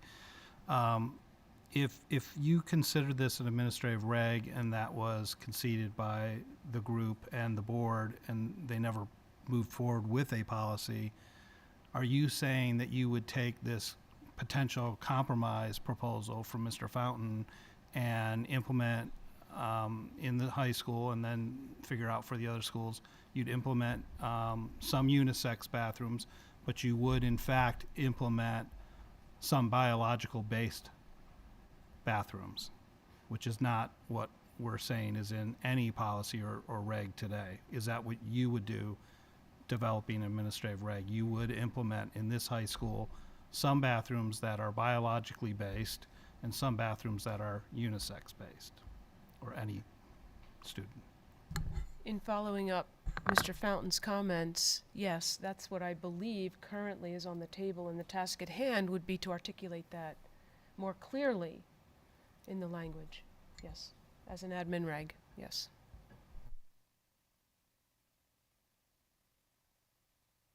Additional thoughts? Yes. I'm hearing everybody talk about potential solutions, potential compromises, but I'm hearing more pieces getting put into the puzzle. The one thing that we can't lose sight of here is something came undone. The board members of the board did not realize what was going on. Members of the community did not realize what was going on, and that's what got everybody together here and through the past meetings. So the first thing we have to do is we have to put a stopgap measure into what is currently going on. And then we can work on these individual issues and problems. Vaping, fighting, bullying, whatever is going on that is creating the issues, safety issues, people that don't want to use it for whatever reasons, looking at the architecture of the different buildings that we have, that changes would have to be made. That is going to take time to accomplish. first we have to get back to a normalization, and we have to have something that satisfies the students, the families who are responsible for this community that have the students, and it has to satisfy what we're trying to do in our mission statement. And that should be what our focus is, to get that accomplished and then get the other pieces together.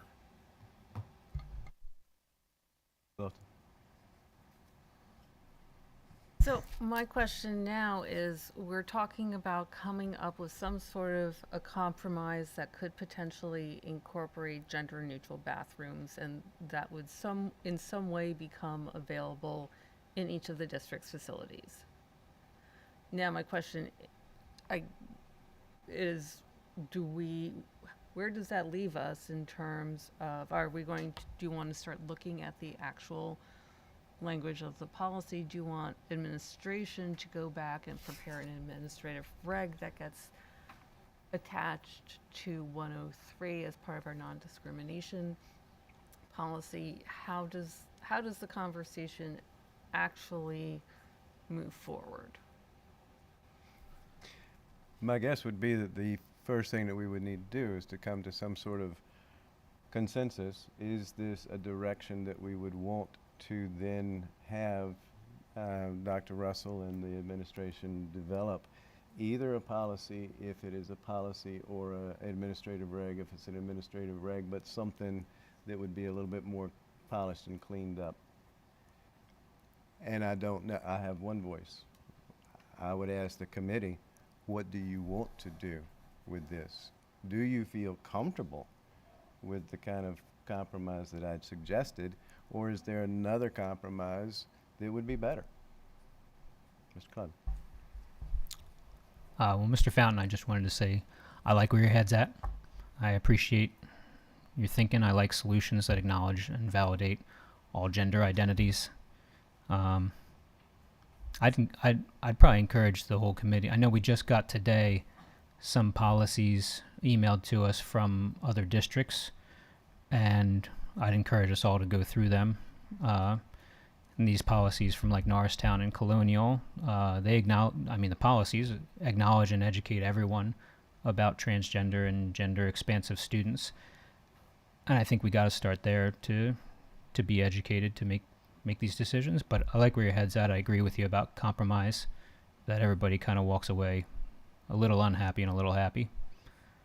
So, as far as security goes, I just want to throw out there, we are adding the security guards this year. I think we should see a reduction in incidents overall due to the police being there.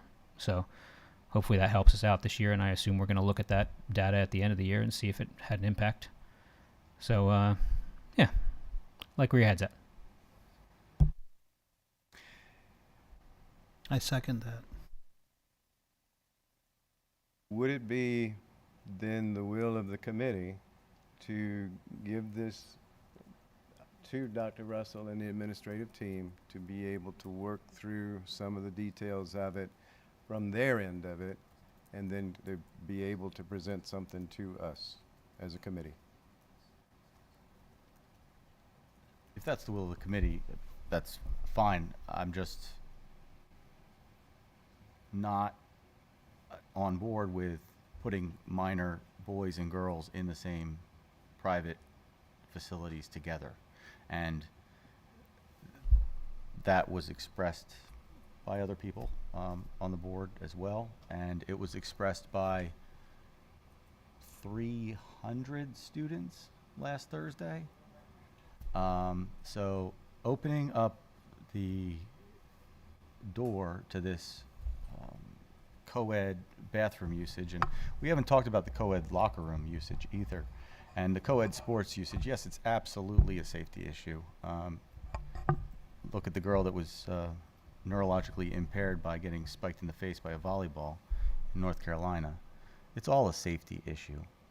And anybody that's talking about educating about gender identity is not very educated. They're boys and girls, and my 4-year-old can tell you that. Now,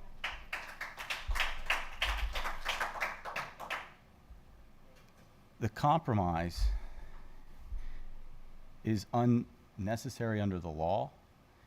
It's always been unnecessary, and Russ took the leap too. Any leap into this imaginary abyss of create who you are whenever you want to is a logical step that undermines rational thinking. And Russ was taking the same leap to try to support this movement. I heard him, I think, talk about this implied, issue being implemented by the administration and there hasn't been a safety issue. So why would we change it? Well, he missed the whole point that for 200,000 years, there were men's rooms and women's rooms, and there was no safety issue. So why would we change that? And no one asked us. It was done in secret, and we asked administration twice this year, let me tell you, twice this year, and they kept it secret from the board. What they're doing to our kids, all right? And there have been issues, and people have raised this, and people have been uncomfortable and not wanted this and objected to this. Students, and their voices weren't heard, and they were dismissed, and they were told, you don't matter. And the email that incurred this whole thing was just the latest version because it was in print and it was from the administration. And this is what they're doing to our kids. Come to order, please. Come to order, please. Ms. And they're White. talking about it like they're going to what? Moderate how they sexualize your kids? Come on.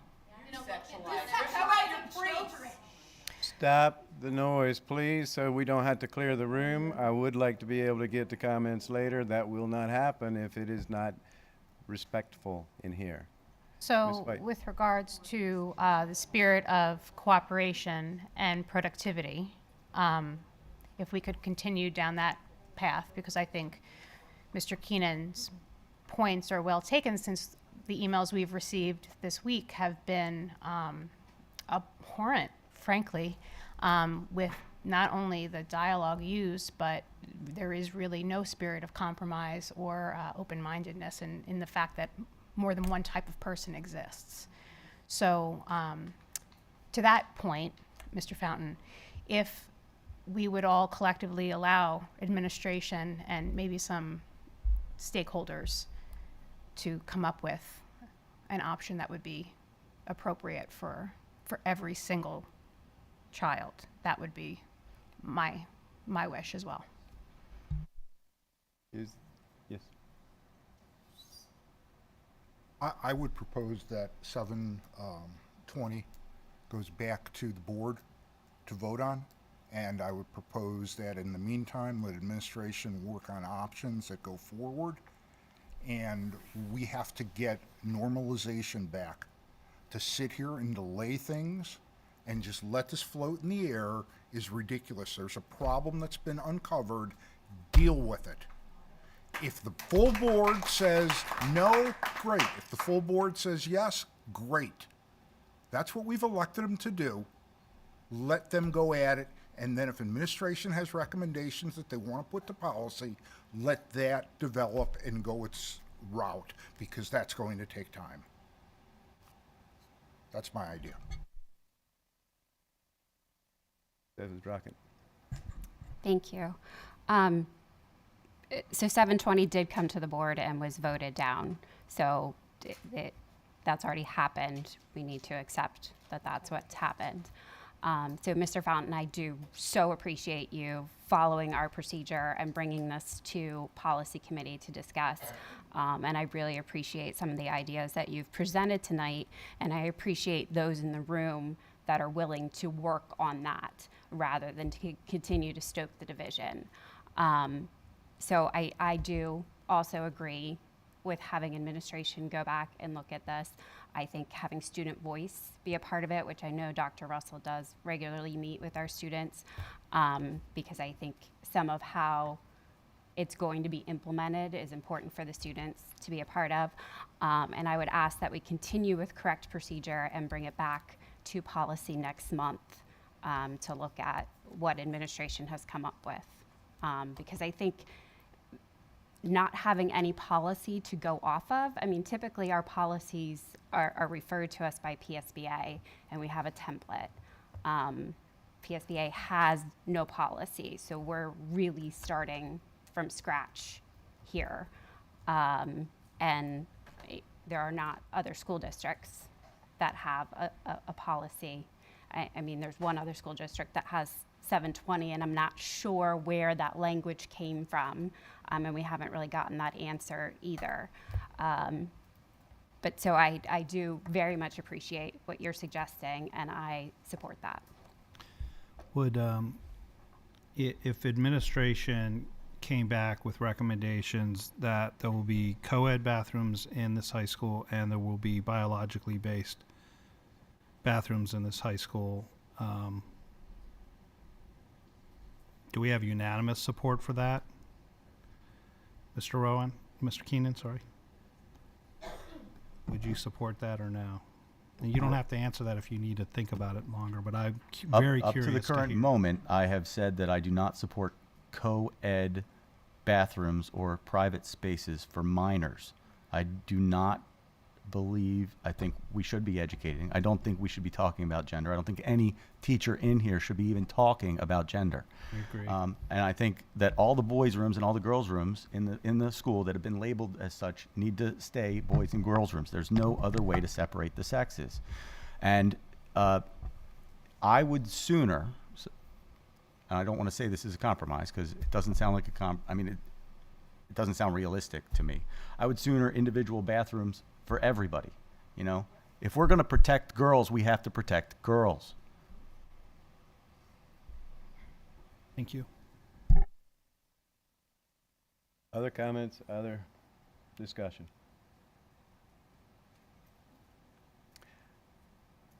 I would ask then if this committee is in favor, and we can do that, I guess, by just a vote. Would that be? The board, the policy committee doesn't typically vote, but looks for consensus and direction based on the majority. Okay. So, would the consensus of the committee be to give the information to Dr. Russell to be able to put together a policy that does include the compromise that was discussed earlier? Does that sound right? I think that's the consensus of the committee, but Okay. not of the students or the parents. Okay. Would that be the consensus? Okay. Yeah, I tend to agree. I just want to add one more comment that to Mr. Keenan's point, I would really, with this compromise, I would really want to know what the community thinks and the students. They made their voices pretty clear, and I'd want to know, are they okay with that compromise? You know, a lot of the points that Mr. Keenan made are valid. And then if we talk about going into, single-use bathrooms and we eliminate gang bathrooms, that's millions of dollars, I think. And we can't afford to do that. That $1 million needs to go into learning. And to change bathrooms out when it's not been a problem ever, I just can't imagine spending that kind of money. And so I am trying to compromise. I think that we need to hear that community and students are in agreement. But certainly, to the question being asked, are we in consensus? I'm certainly okay with administrative trying to look at that and then come back. I appreciate everybody's comments, everybody's input. I did not know what direction it might go, but I wanted to at least try, and it does seem like there was some good conversation and discussion. So, Thank you, Don. thank you. I just want to make sure that I understand correctly. So what administration is going to do is take the feedback from this evening, particularly your suggestion, Mr. Fountain, and get some input. I'd like to get some input from administration, staff, parents, and students, and we'll put something together in writing, and we'll prepare it for next policy committee meeting. Okay? Can you just remind the date of that? Is that okay? Yeah, I think, I want to say October October, okay, gotcha. Yeah, it's October 17th. Thank you. With that discussion being ended at this point, I'm going to turn it back over to Dr. Russell. We have 2 more policies that need to be addressed. Thank you, Mr. Fountain. So these, the next one is somewhat simple. Policy 109 may involve a little bit more rich discussion, but in Policy 006.3, recordings of board meetings, there is a disclaimer statement, and questions have been raised about this disclaimer statement. I copied it into the agenda. Any unauthorized rebroadcasting of any video, audio, and/or still image of this meeting is strictly forbidden without the written permission of the Board of School Directors of Perkiomen Valley School District. And you may have noticed that there are clips taken from some of our board recordings, and they are used in the recreation of new clips or new video recordings. So we spoke to our solicitor about this, and it really doesn't hold up. So my suggestion to the committee would be to strike that disclaimer statement and just eliminate it from the policy. And I've given you some of the feedback from our solicitor there as we had some conversations about that. Comments or questions? Yes, Mr. Cohen.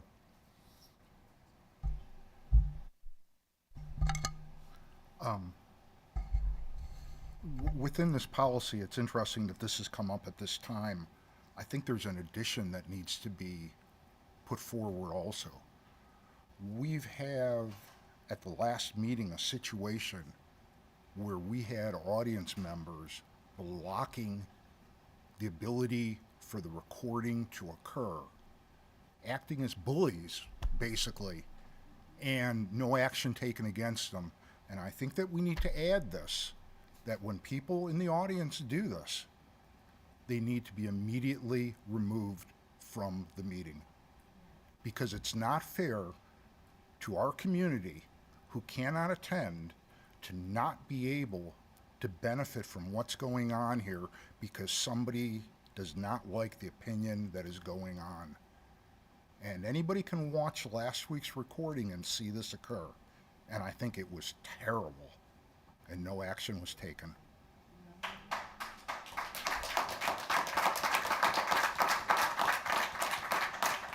Thoughts or I don't know that that was a issue brought to the board's attention, Dr. Russell. No, it was not. I mean, I think if I understand what you're referring to, Mr. Cohen, it was when an individual in the public moved to the podium out of the way? No. Oh, I'm sorry. Then I'm not, then I'm, There were speakers, and those speakers said things that certain people didn't like. It's their right to do it. They have their 3 minutes, and they held up signs that blocked the video. I see what you're saying. Thank you for So was that a condition of the actual filming? Maybe it wasn't, or was that, you're saying it's intentional? Oh, what the people did was intentional. There's no question about it. I mean, if somebody walks in front of the camera by error, no problem. But when somebody's holding something up and blocking the camera, then that is out of order. Actually, we actually do have a policy that says like that signs are not permitted if they are blocking recording. So that's in there. I think if security had been made aware, they would have moved those students. In terms of putting into policy that they'll be automatically removed, I think we've discovered with several instances that have happened over the past couple of years, it's not easy to remove people from board meetings. So I'd hesitate to put that in policy. But it is in policy that signs would not be allowed if they are blocking our recording. Yeah, it's already in policy, and any board member can and should bring to the presiding officer when there's an activity that needs to be addressed, and then I think that the presiding officer Would enforce it. can enforce it, right? But there should also be agency to the recording. one at a time, please? I'm sorry. Go ahead. I was just saying that there should be agency to the video recorder that they, if something's blocking, like, then they need to move, right? So the audio was not interrupted. You're just saying visually there was an interruption. So Correct. I guess that this is the first I heard of it. So I appreciate that that's brought to attention. Maybe they could be like a director and say cut, and then Well, obviously, whoever's on the board during the meeting is not Yes. necessarily knowing this is occurring. You're Cut. doing other things going on. But we have an obligation to the community who cannot attend that they should be able to see without hindrance and hear without hindrance what is going on in the meeting. That's the reason why Yeah, absolutely. it is And broadcast. thankfully, these meetings now are recorded because previously they weren't. And it was for those very same reasons, Mr. Cohen, that we really wanted the transparency for all of the community that can attend to be able to And see. if we have disruption that's going on, it just so happened this policy came up. Yeah. It seemed like the right place to put it, what was going on. So, Mr. Cohen, though, we didn't address or comment on the video disclaimer that Dr. Russell was proposing, and I wanted to make sure we address that. Can I go, or do you want to go? The only thing, if I could, Sorry. I'm sorry, Mr. Liggett, I'm sorry. Go ahead. Thank you. Thought my hand was made of glass there for a moment. I agree with the administration's recommendation to strike the language about the recording. It is really unenforceable, especially as a fair use doctrine, and therefore these words really don't mean anything. And in the context of this policy that's being proposed right now, I'm 100% in favor of striking the language. As far as the other extraneous issues that we're talking about here, the recording, the conduct during the meetings, it is important that we have transparency and that these meetings are broadcast out to the public. I know when I'm not able to attend a meeting, one of the things that I really find annoying when I watch this online is that 75–80% of the screen is a still frame of the agenda, and we're not seeing the meeting and the people that are actually talking. So yeah, that's more of a production point of view. But the conduct that happens in the meeting, whether it would be interruptions from the audience, murmuring, enforcing the fact that we're not allowed to have signs in here, all of that has to do with the strength of the person that's chairing the meeting at the time. And I understand that that can be a challenge at sometimes, trying to accommodate certain amounts of freedoms that people are there, but the chair itself should be conducting the meeting well. And I agree with Mr. Larson when he said if there's something that a person that is part of that meeting is seeing as a disruptance, please bring it to the chair. The rules are in place to conduct these meetings in a civil way. We just need to follow them. Lofton, you had your hand up, Olga.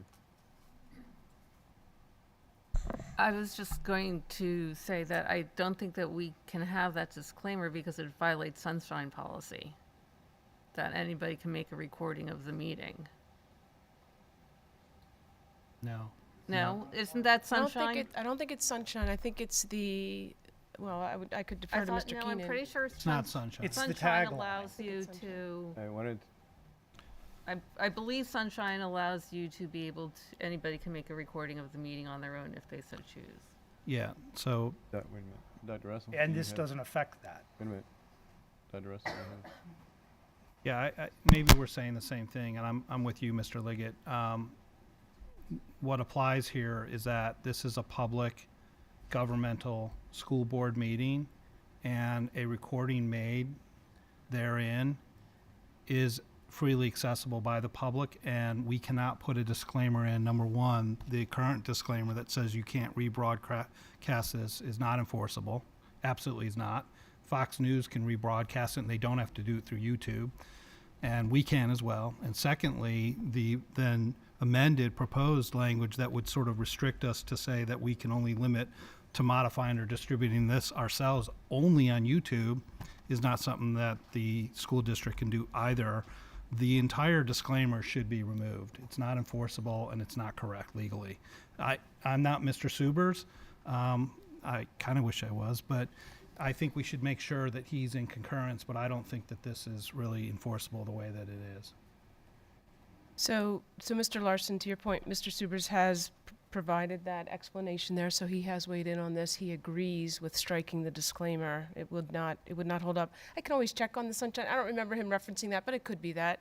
I believe he referenced some other legislation. At any rate, I appreciate the board's consideration. This is what administration is also recommending. I wanted to go back to Mr. Cohen's points, actually. And what I can do in the minutes is find the reference to behavior during meetings in policy and just cite it for the benefit of the committee so you have it as a reference, pull it out. And then what I'd like to do is communicate the concerns that have emerged, because I'll be honest, during the board meeting, I did not notice that. Like you said, we're focused on what are we going to say? What are we doing next in the agenda? So I didn't notice that was happening. However, I would like to communicate it to the full board in a weekly communication that they receive, and just bring attention to the full board that this was something that raised some concerns, and we'll be more aware of it. And we will also look to enforce the other behaviors that are called out in policy moving forward. So I'd like to talk to Mr. Saylor about that, as well as the full board, and just bring that awareness to everybody moving forward, so that the etiquette is what it is expected to be. Thank you. So one additional comment then on this, while I don't disagree with Mr. Liggett fully on the comment he made about the strength of the chair enforcing the rules, I think that the chair should be strong. I want to be clear in saying that I think the chair is strong, and that the chair is providing flexibility during a meeting and has to make those choices throughout the meeting, and is constantly challenged by board and community alike, and does a pretty good job trying to strike a balance there. Other comments? Can this one be moved? Okay. Is there any issue with moving this to a first reading? None? Seeing none? Okay. Thank you. Dr. Smith, you have the 109? Yes, thank you, Mr. Fountain. Policy 109 is being brought back tonight. It has been a couple of months since we revisited 109. The last time the policy committee looked at the language was in April of this past year, at which time the main focus had really been around sexual content in library books, and administration had recommended some changes to the policy as well as to the administrative regulations surrounding that. And there was rich conversation at that policy committee meeting. Again, it's been a couple of months since we have brought this back, because there were some other school police officer policies and items that the committee was prioritizing. So we are bringing it back tonight in an effort to revisit, seek some additional feedback, and see if we can land in a place of consensus tonight. So you will notice just some changes in the policy. We've added some definitions to the policy. We've added some information under the selection guidelines regarding consulting various published reviews. We've also included a section on parental considerations, optimizing library resources. Last time we discussed this, we had added language regarding sexual content, but the conversation at the last policy committee meeting really surrounded more about the appropriateness or inappropriateness based upon age of students, and suggested that that language not be included. So you will see from that initial policy in April, we have taken that out. And then we clarified some of the reevaluation procedures in policy. And then each of the ARs, you'll notice that there were some revisions that we are suggesting in those. And I think this policy can tend to get a little bit confusing because there's multiple steps. So what we also did do was create an administrative reg that is actually a flow chart that shows clearly to the public and to administration the steps that occur should there be some sort of informal request regarding reevaluation of a material, and the potential options that could come out of that. And I think we've added to what some of those options could look like, and again, revised what some of that procedure might look like. Certainly happy to answer any questions or concerns. Comments, questions? Yeah, I have a few. So on the 109 policy that I think you had up just a moment ago, the proposed language changes there were two areas that I wanted to just look at. One is that on the authority section at the beginning of it. Sorry if you can't hear me. Yeah, I think it says the board accepts the School Library Bill of Rights of the American Association of School Librarians as the basis. I think that there's another related administrative reg, 109 AR3, that also says, or one of them, sorry, might not be that one, but also talks about that the school will use the First Amendment as the basis, and then the School Library Bill of Rights by the American Association of School Librarians.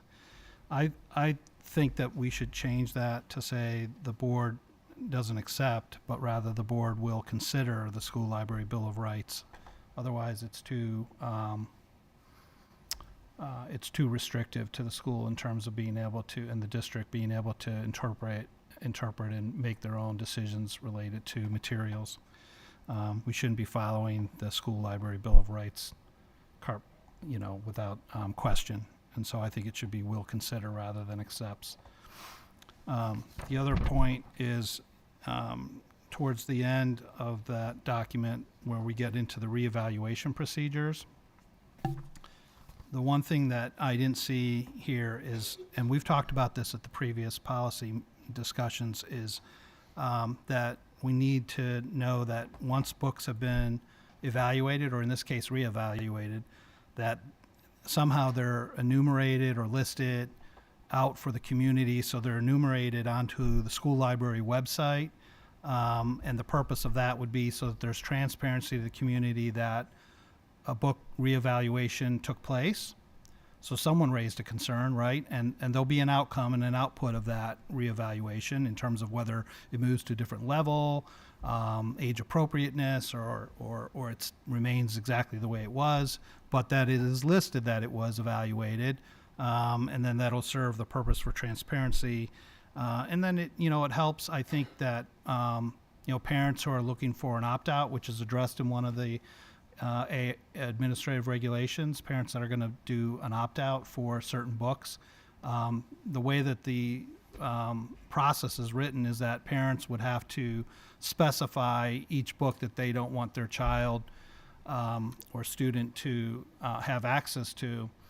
And I think that if we're reevaluating books and those are enumerated on the school site, you're now making it feasible for parents to actually see, okay, here's the list of books, and I would like these list of books to not be available to my student. I think right now it is just a very difficult and challenging process that parents would have, because unless they hear about some book from social media or something, they're not going to know what books have been challenged and are reevaluated. So I just thought that this policy or the administrative regulations should incorporate somehow that we are enumerating these books to the public that have been challenged. No one should have to, make an inquiry into the school. They should just be able to go to a website and see what those books are that have been challenged, and then be able to act on those if they would like to. Sorry for the long-winded. Could I just respond? Would that be all right? Okay. Sorry, Mr. Larson, thank you. The last paragraph there does indicate that we will do that. However, we did discuss briefly and can certainly prepare, maybe there needs to be an admin reg that goes with that. Where exactly are we going to post it? What information are we going to post? I know the first time that we did this, Dr. Rustle posted it through her newsletter that she communicates out. So I think we can answer some of those questions, and maybe there's another AR that could guide that, but certainly that is the intent of the last paragraph. Okay. Thank you. Thank you. Ms. White?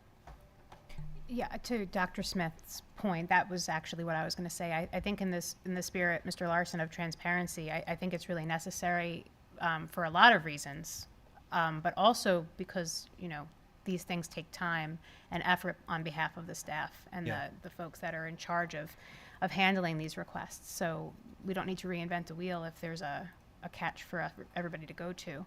But that was exactly my question. What, in your mind, what types of things we talked about, like a grading system, which was not feasible, of course, that type of thing. So what type of information would it be, like the reason for the challenge and then the findings and outcome, or what types of things would you think would be appropriate? Yeah, that's exactly where I was going. That, as you mentioned, we had talked previously about, like, could we do a grading system, and we determined that that wasn't either feasible or practical or legal. And so, you know, to me, a good compromise for transparency to the community is exactly what Ms. White said and what you've outlined, Dr. Smith. So, you know, having the basics around the challenge or the reevaluation, anything that doesn't need to be redacted, right, like personal identifying information. But, you know, what was challenged, what the outcome of that challenge was and the findings, I think is probably fine, right? And in a way that would be easily found, I guess. It would be from a district level, not a building level or anything like that, Right. correct? Okay. That was the part that I was interested in as well, is because sometimes the website can get a little bit confusing. So I would want to make it in a place that it's easily found and Yeah. almost step by step Point. to the parents. Here's how you find it. Yeah. And in my mind, it would almost be like, you know, like a chart. The way that I'm envisioning it as you're talking about it is the list of books and then maybe all of our buildings, because obviously not every book is in every Right. library. So if it's, you know, book A, it's in these libraries across the board. And if it's book B, it's in these libraries or not in any. I wonder if the committee would you prefer that it be listed on the libraries already have a website. They each have their own website where the catalog is available online. Would you prefer it be posted there and it can just be those books that are in their building? Or are we looking for more a one place that lists everything K to 12? I just think from a management standpoint, it would be easier to hold it in one place. Could you push from the library's website to one central location? You know, like, in other words, They were linked. yeah, Yeah. We could do that. That way, not everybody's recreating the wheel and the process is talking to each other. And especially if you have kids in more than one building, right? You know, if you're in an elementary school and a high school, it's a two different, So one central location linked from each library website. pushed though, from the that push. library if you're looking for, right, exemption. Yes, that can be accomplished. Mr. Cohen. Okay, with respect to the sexual content, when we last spoke, I'm going by memory here, we spoke about the Miller test and how it was not something that was really applicable, that everything would pass through it that went on there. And if we go back to the original proposal that was given to the committee, 109.2, it actually spoke about new materials for each of the schools, elementary, middle, and high school, that certain levels of sexual content would not be permitted.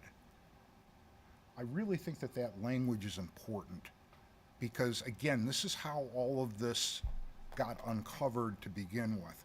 And while we're trying to weed out or look at what may be inappropriate in some of our schools today, the process for obtaining new material, we need to have some clear guidelines. I like what's in 109.2. I certainly would be open to anything else that somebody would propose, but to pull it out altogether and make it subjective, I think is the wrong thing to do.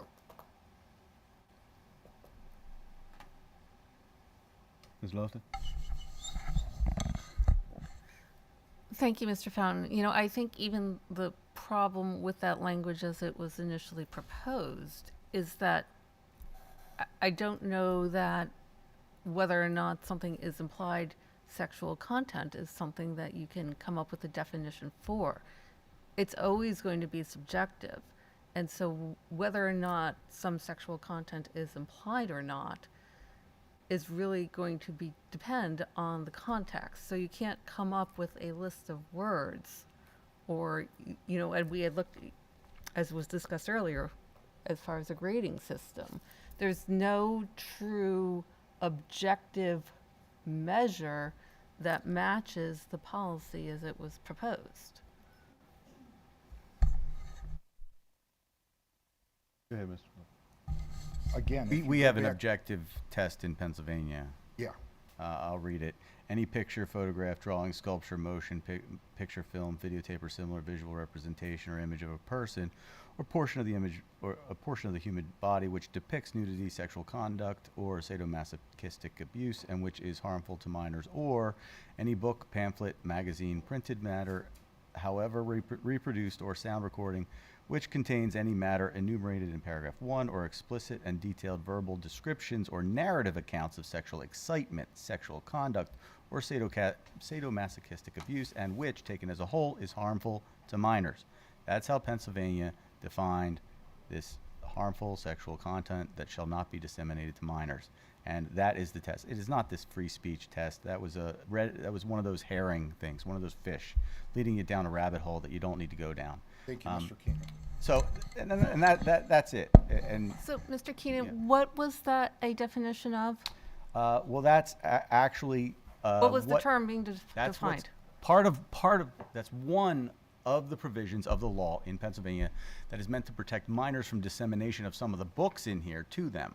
Now, there are other laws that are also against that. So if you did that in public, like disseminating child pornography, like there's a picture of minors having sex in this library somewhere, and if you handed that to a minor on the street, you would be guilty of, I believe it's a felony, and I can go to that law under Title 18 as well.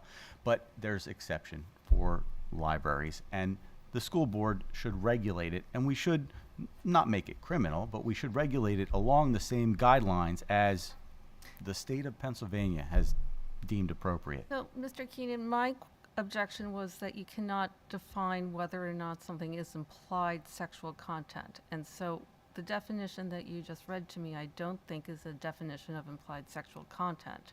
So do you have something that a definition of whether or not Well, something is I implied? also think that this is where these meetings get a bit ridiculous, because we can read some of this material or we can show you pictures of some of this material and ask you if the sexual content is implied or right in your face. So then, So, is it subjective of something that you actually have to look at and evaluate the content within the overall context of how it's being presented? There will, in the law, there will always be a subjective component to evaluating the obscene nature of something. So then, does it make sense that we have experts in education evaluate the content to determine whether or not it's appropriate? I would actually prefer that we remove all these experts who are leaving all these books in, which they put in the first instance.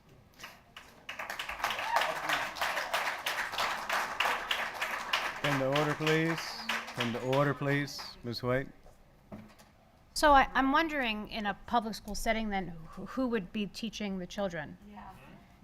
If we're going to remove all of the experts and completely discredit all of their years and years and years of training and self-education to teach the children of the world.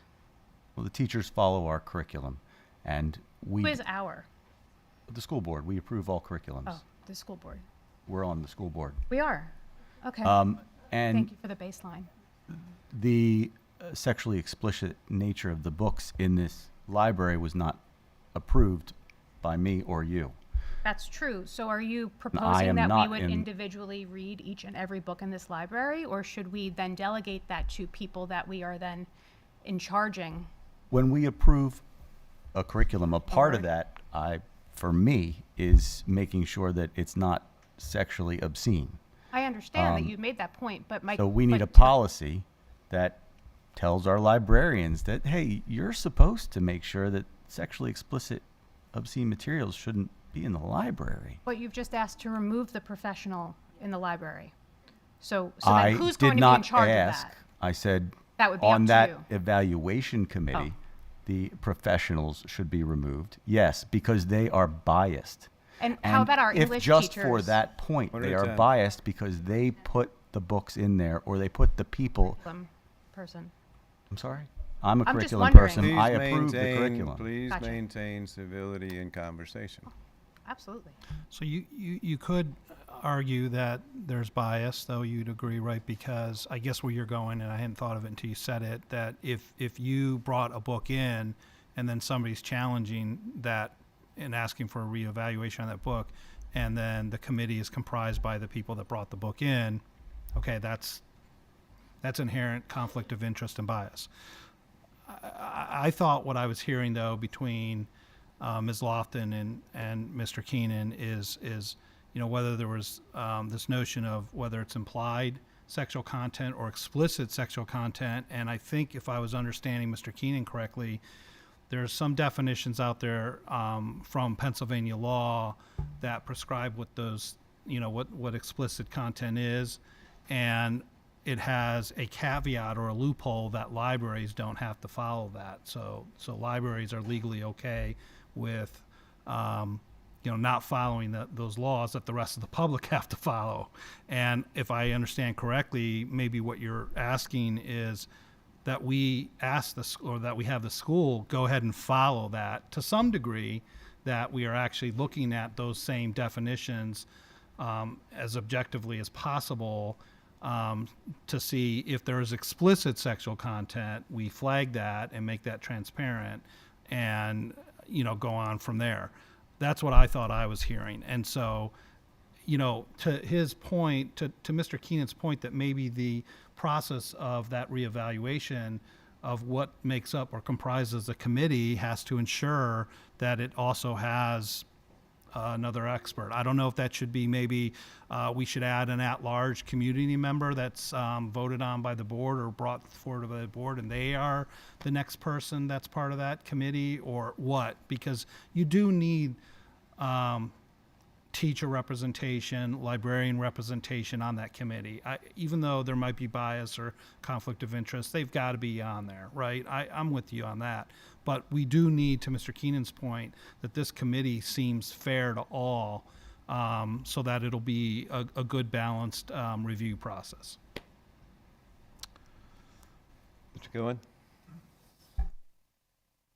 Can I just ask that administration looks at 109.2 again for the selection on acquisition process for the 3 different schools, elementary, middle, and high school, and look to incorporate that in your policy? Administration will certainly review the language. Other comments, questions? I have a follow-up. Larson? I have a follow-up, and I apologize. At the beginning of this discussion on 109, I think I just wanted to make sure, Dr. Russell, you captured that I talked about looking at that language around the board accepting the school library bill of rights, and instead reframing that to "will consider that." But that was also, I did find that in 109 AR3 on page 4, it really goes into the school board supports the First Amendment to the Constitution of the United States, and then it goes on to say, and the Library Bill of Rights adopted by the ALA.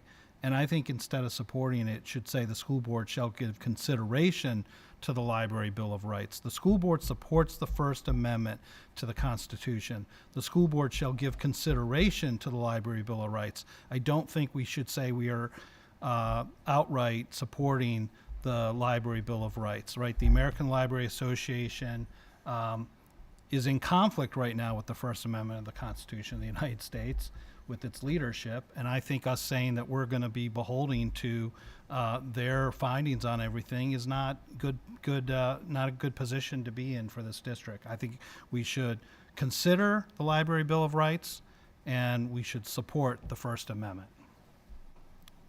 I have certainly noted that in the minutes and on my own notes for when we go back to review potential changes, Mr. Larson. Thank you.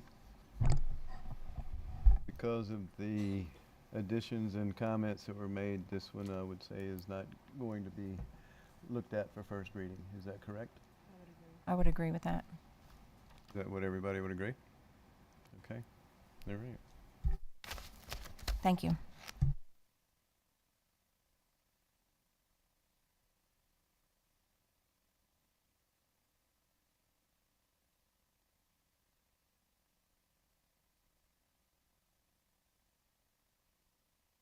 I'm going to open it up to comments from the public. I would like, if possible, that you keep your comments in somewhat of a vein that we've been trying to take the meeting tonight to the degree possible. We are going to have a timer tonight with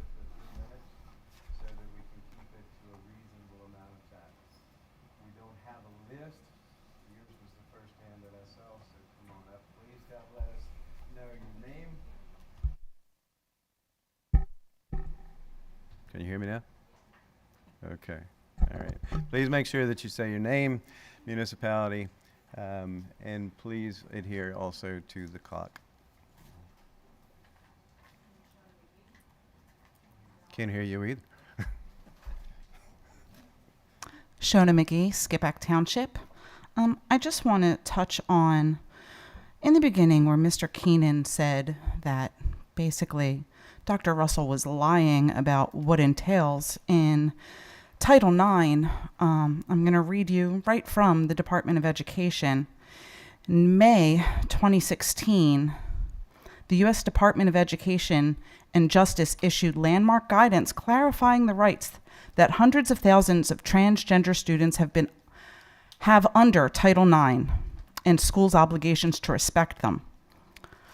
The Department of Education's guidance didn't create new rights for transgender students. Rather, it clarified transgender students' rights under Title IX, an existing federal civil rights law.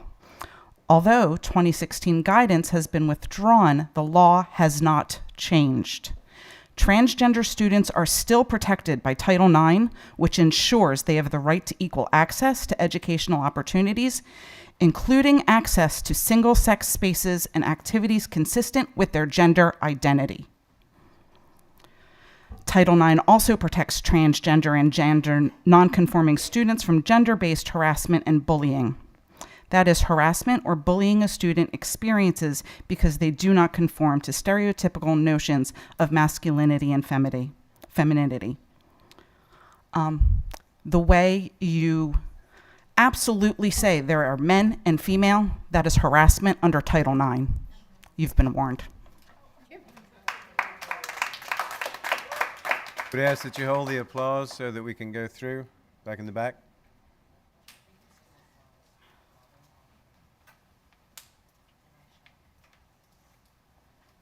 Hi. I'm really tall, sorry. My name is Eric, and I'm in Perkiomen Township. And I just want to say thank you. This is tough stuff. I wouldn't want to be in any of these seats personally, but I'm going to read a few notes just about how I feel about the bathroom issue. So the issue that many of us have in the community is really that the current policy, now that it has become clear to many of us, effectively creates a co-ed bathroom situation as far as I can tell, okay? One cannot challenge what someone claims to identify as. You can't prove that you're a trans male, for example. I can be gender fluid, and I can identify as a male today or a woman tomorrow. The implication, therefore, is that of a co-ed bathroom facility. With that comes unjustifiable, in my opinion, risks for our students, and I'll talk about 3 of them. 1, co-ed showers, locker rooms, or bathrooms increase the risk of unwanted sexual contact, especially for girls.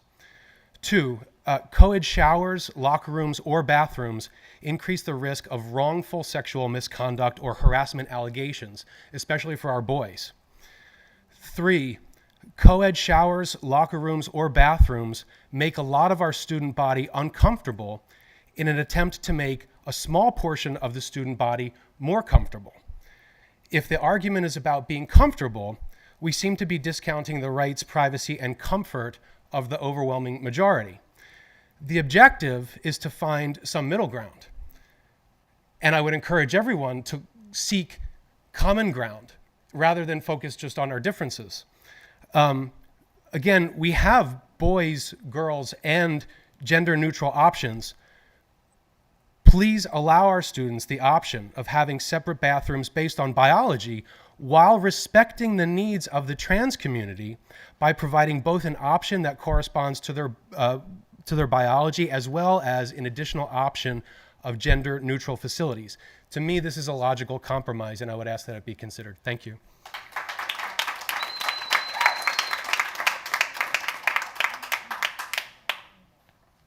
Hello, my name is Aspen Bradley. I'm from Skippack Township, and I'm a senior. Just to throw it out there, this is strongly implying separate but equal, which is segregation. I read the definition last week or 2 weeks ago at one of the meetings. And not a lot of people picked up on that, so I'm explicitly saying it now because I didn't want to say it then, but I feel like I have to now. Like I said, segregation, which is illegal and immoral and wrong. Number 2, I have read hundreds of pages of statistics here of how this is harmful to trans kids overwhelmingly more. I have not been presented with any evidence of any study from anyone else, even though I've invited it. I have asked, please present me with your facts. I will give you my facts. Let's have a conversation. No one took me up on that, just to say. Also, thank you for the parents in the audience who are bullying me actively today. I will try to talk to you after this, but if you refuse, that's on you. Think about that. And also, just know, there is a GSA meeting next week, the 28th, my birthday. I turn 18. Anyway, I'm the president this year. We are going to make changes. We are going to make it so that every single queer person feels like they are safe, or at least try to. We are trying to expand. We are trying to make everybody feel heard. Please do not feel afraid to show up. Do not silence yourself. This is a place for discussion. Even here, this is a place for discussion. Don't silence yourself, but be respectful. Thank you.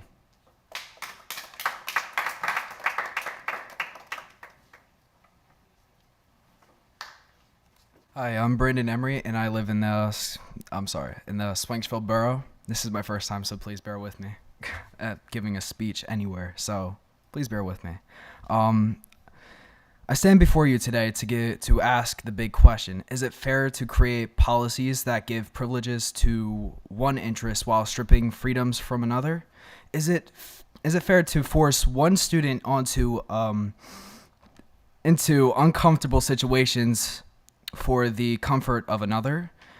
I stand here, a young man, asking if it is right to tell me I am no longer afforded the privilege of comfort and privacy while using the men's bathroom, because a policy states a biological female can use my bathroom so long as they feel they identify as a male.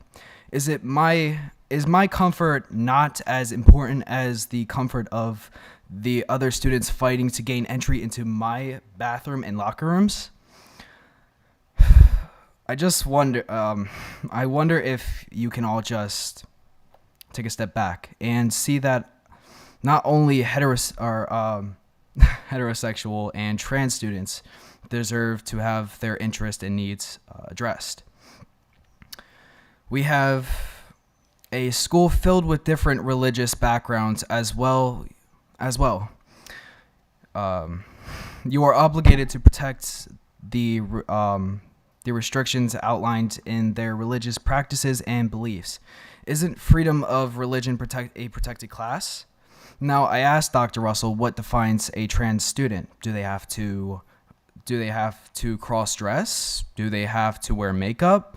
Or can a student come in one day and state, I feel like a woman, or I feel like a man, even though the day before they were straight, lesbian, gay, non-binary? Do they have to be in active transition?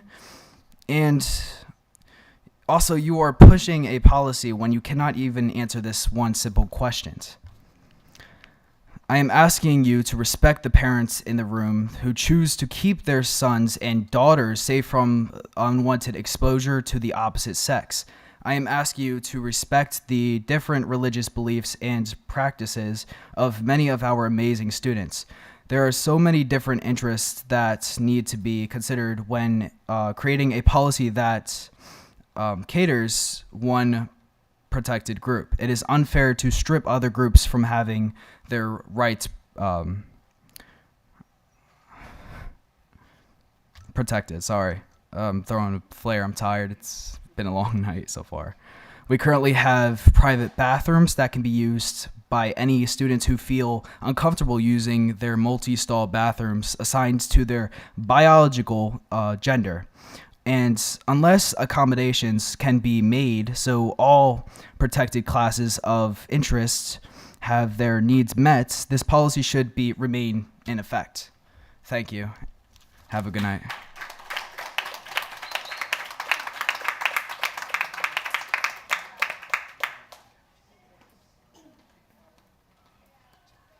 Hi.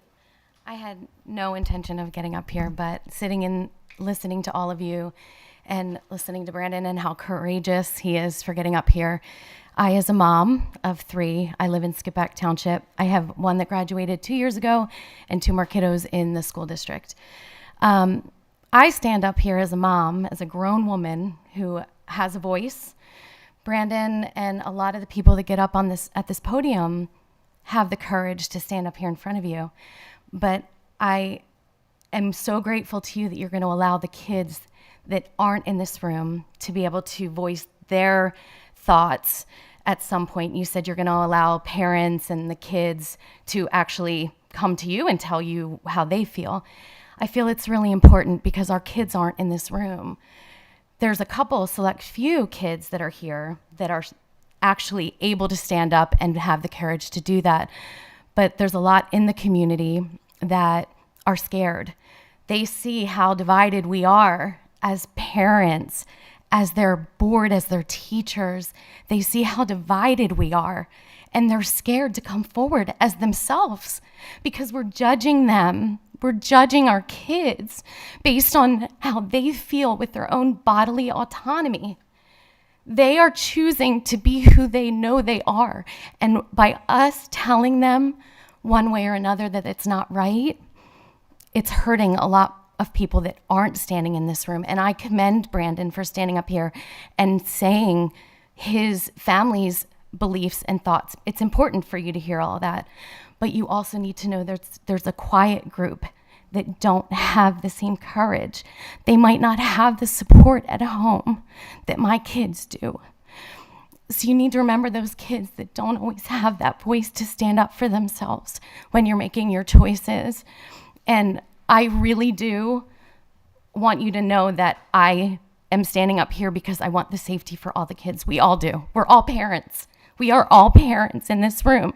At least I hope we are. And that's why we're here, because we care about them is what I mean. But I hope, and I really commend you, because it is hard to have all these different voices, but allow the kids to speak to you too. If that's anonymously, so that they don't have to have that fear of coming out, because a lot of the times people don't come out as being gay. My wife and my kids are here tonight. Some people don't have that ability to come out, and there might be some kids that you might out without their consent by making them use a bathroom. There might be a girl, and I know I'm going to get close to my time, but there might be a child who you don't even know isn't the gender you think they are, based on, we can look at you and know you're a man because you're dressed in a suit, which is what they were trying to say earlier. We can assume that there's a girl going into a bathroom, but it might be a boy that's dressed a certain way. So I'm rambling, but thank you for listening to me too. I really appreciate it.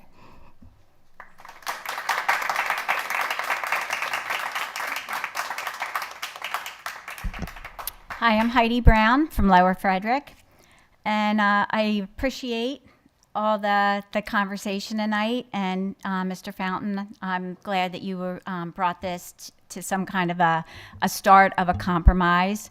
I guess my concern is, though, with the co-ed bathrooms is, do we go down that road where we need parental consent for a child to go into the co-ed bathrooms? My next thing is, I do feel like something needs to be put into place for right now till we figure this out. We have a majority of students that also are concerned and don't feel safe with boys going into the girls' room and girls going into the boys' room. We do have single stall bathrooms, and I'm suggesting that right now that those that are consider themselves trans, binary, if they feel uncomfortable until we get this sorted out, that they use these single stall bathrooms. What I'm concerned with is we need to hear, there are students that want to use their biological bathroom and feel safe in there without another gender coming into their space. And those students are also afraid to come and speak out. And the reason for that is because there's a lot of intimidation and bullying going on. And I know this because it's happening to myself. It's happening to families where they spoke up that what they believe and what their right to say of how they feel, and they've been bullied. They've been called at work. They've been attacked on social media. And this is the divide, okay? This is the divide. The fact that Ms. White addresses Mr. Larson as a cis white male, that's division right there. That's division, okay? And the fact that Mrs. Evans Brockett decides to sit today because there's no cameras, okay? That's deceitful. You stand when the cameras are here, yet you sit when there are not, okay? So that's very deceitful. That tells me a lot about integrity. That tells me a lot about integrity and how we turn things around. Okay? So I just want to make it very clear that boys go in boys' bathroom, girls go in girls' bathroom. If you are undecided and not sure if you're feeling like a girl today, feeling like a boy today, you use the single stall bathrooms until we can get this down, written in policy, so it's very clear.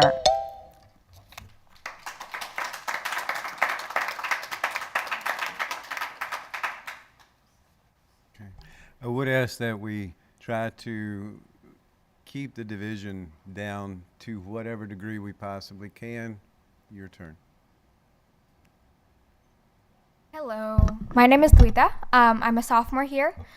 I know a lot of you board members know where I fall, so I'm not going to repeat myself. But what I do want to say is that in this room, today I'm proud that there was a lot of understanding, but at the same time, there's a palpable bias or lack of education in some areas. And I think it reminded me of something that my parents taught me when I was young. There's a Sanskrit word called antardrashti. What it means is inner reflection. I think a lot of us should go home and reflect on our biases and the way we're approaching situations as a result. We need to be inclusive. We need to be understanding of other communities, because honestly, the hate that adults give, it spills over into their kids. And it spills over into other communities. So we need to be aware of the repercussions of our actions. We need to be understanding, and we need to be reflective of the way we act. Thank you.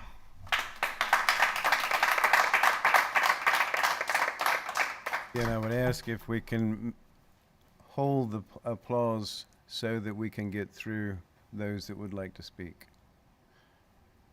Next, and then you. Hi, my name is Elizabeth Bradley. I'm from the Skippack Township, and I don't get up here to talk very often, but I find as a PV graduate, it is very important for me, and as a non-binary person. I go to a historically women's college right now, and we have a large transgender population at my school, as well as a large non-binary population.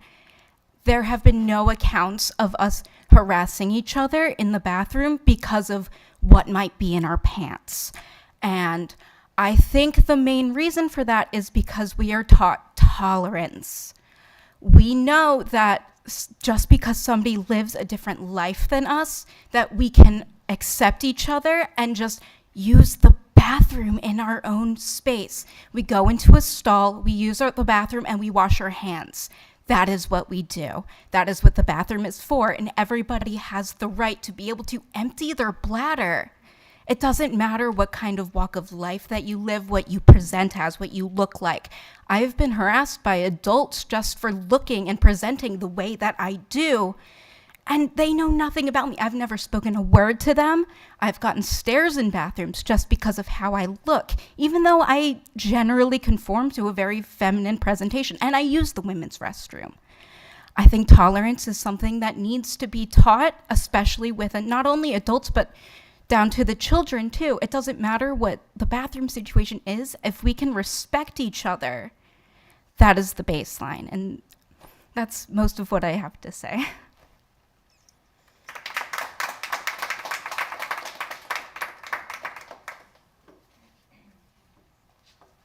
Hi, can you hear me? Lisa McHale, Park Township. Oops, sorry, nervous. Thanks for the discussion. This is great. This seems to be pretty productive way to go about things.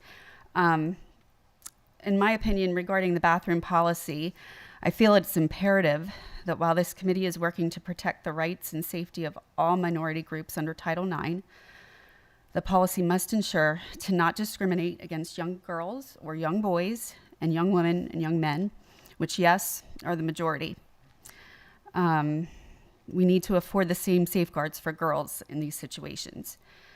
As far as gender identity and the bathroom use, there really is no amount of faux science that will convince the majority of parents and students and community members that biological boys who think they are girls are in fact girls.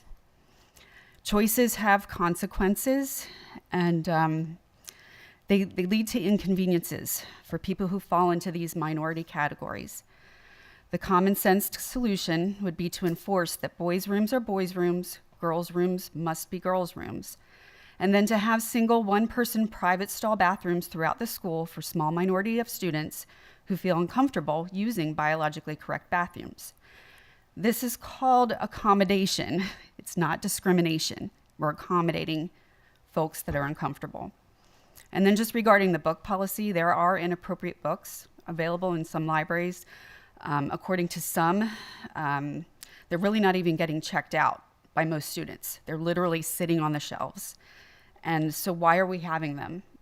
Taking them out of reach is not book banning. It doesn't oppress the LGBTQ community. It shouldn't matter how a child identifies, gay, straight, or otherwise. They should not have access to pornography, period. And that's it. Thanks.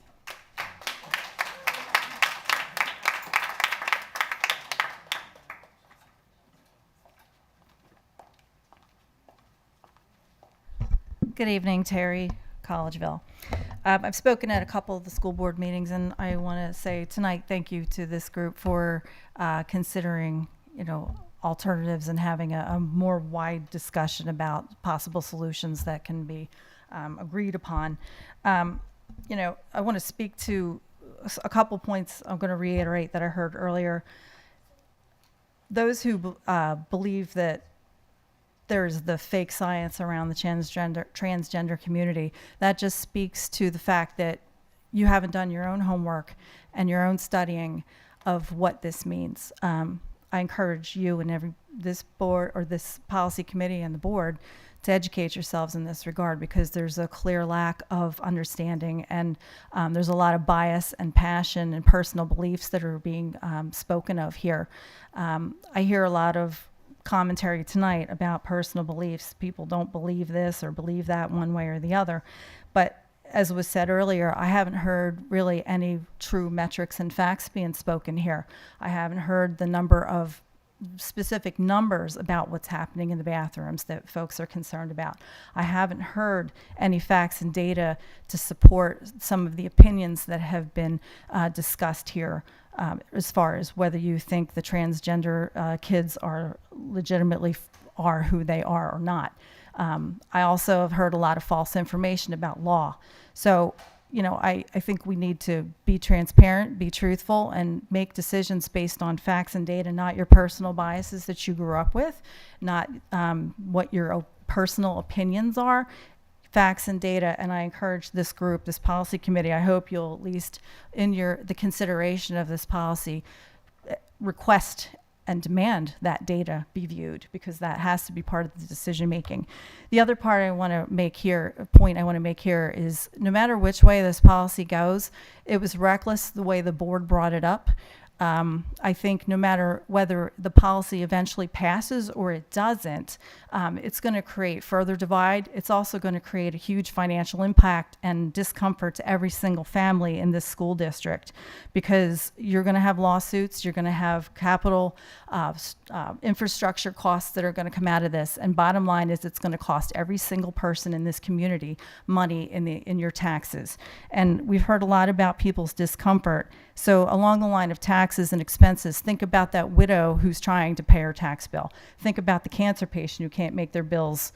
Think about the single parents that are in this community that are trying to make ends meet. So this policy, regardless of which way, is going to hurt every single person in this community, and it's just continuing to drive hate. And you just got to stop it, and I hope to God you can come to some resolution. We all want safety for our kids. I do too, and I appreciate that you'll consider further discussion of it. Thank you.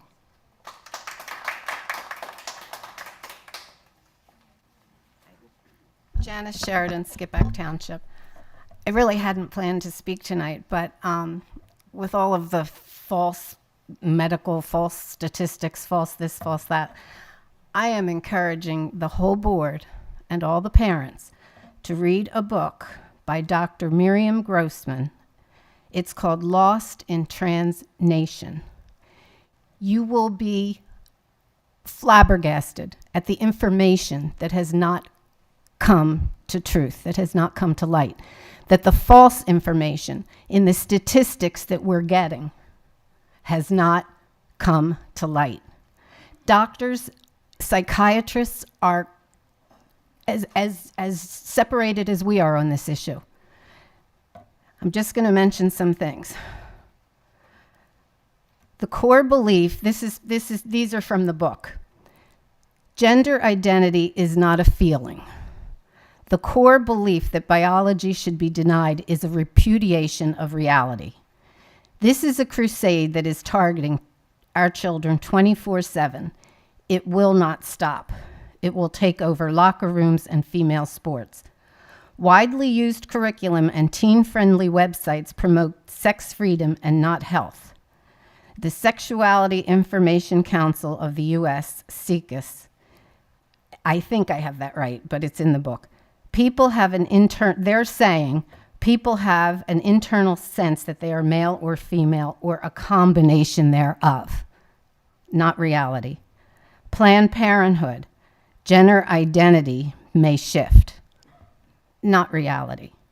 I just really encourage you to read that book before making a final decision, because it is really hard in today's society, when so much information is stifled, to really know the truth of any given political or social issue. Thank you.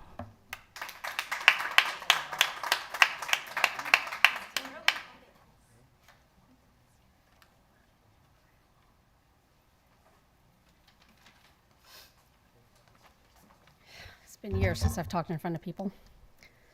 Tracy Hen, Park Township. I just want you to take away your decades of wisdom that you've learned along the way since high school. Think about like a 14-year-old girl just entering high school. You realize you just started your period. You just want to go to the bathroom, take care of business, get to your next class in 4 minutes.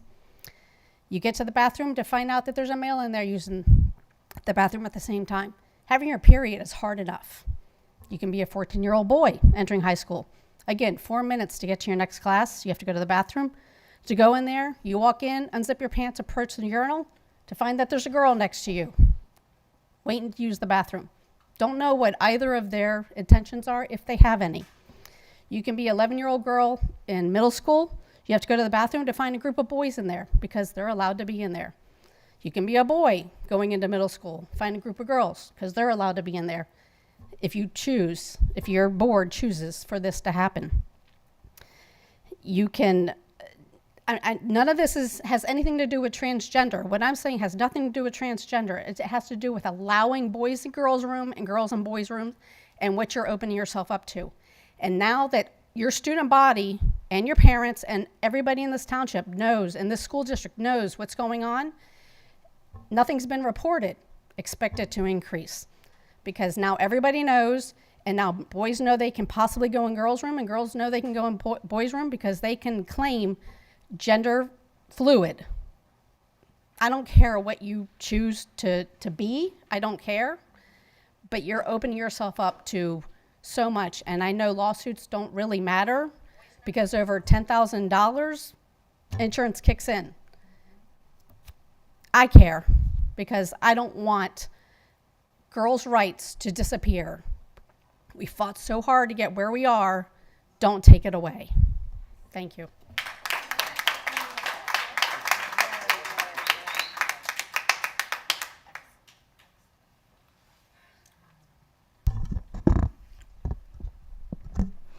Hi, my name is Debbie Leonetti, Skipback Township. Thank you for allowing me to speak. After last week's board meeting, I left here feeling the main issue of safety was distilled in a lot of drama. My main concern is for the safety and privacy of all of our students, specifically our girls. As a mother of 3 daughters, the thought of having men unfettered access to the girls' bathrooms and locker rooms is alarming. This bathroom policy will not only be effective during the day at school, but after school during sports and events at the schools. How do you keep our girls safe? An open bathroom policy is an invitation to predators. They look for weakness, and that is what an open bathroom policy is, weak. Quite frankly, if I had a trans child, I would be worried about the same thing. I feel incredibly sad for all of these kids, having to deal with adult issues well before their time. Their innocence and childhoods are being ripped away from them younger and younger. I'm incredibly proud of the students that participated in the walkout last Friday. They wanted their voices heard. I am sure there would have been more students, but many were afraid of the threats being thrown off of sports teams, etc., if they participated. That's what is done to silence dissent in our society. I know the threat of lawsuits has been thrown around. There is a school district in Michigan being sued right now for allowing the open bathroom policy. Let's face it, it is a litigious society we live in. Lawsuits happen. By now, we have all heard about the Loudoun County case, and there are many others where predators have taken advantage of an open policy. Last week, a parent stated that nothing has happened yet. You don't buy smoke detectors after your house is already burned down. Bullying, again, was brought up for a reason for an open bathroom policy. I don't see how this will stop bullying. I actually think it will increase it. You know how you can prevent bullying in the bathroom? Use a single-stall bathroom. I have heard the argument that the single-stall bathrooms are not convenient. That is a fine argument, but not strong enough to allow an open policy. I am sure many students use those bathrooms on occasion, and life isn't always convenient. Thank you.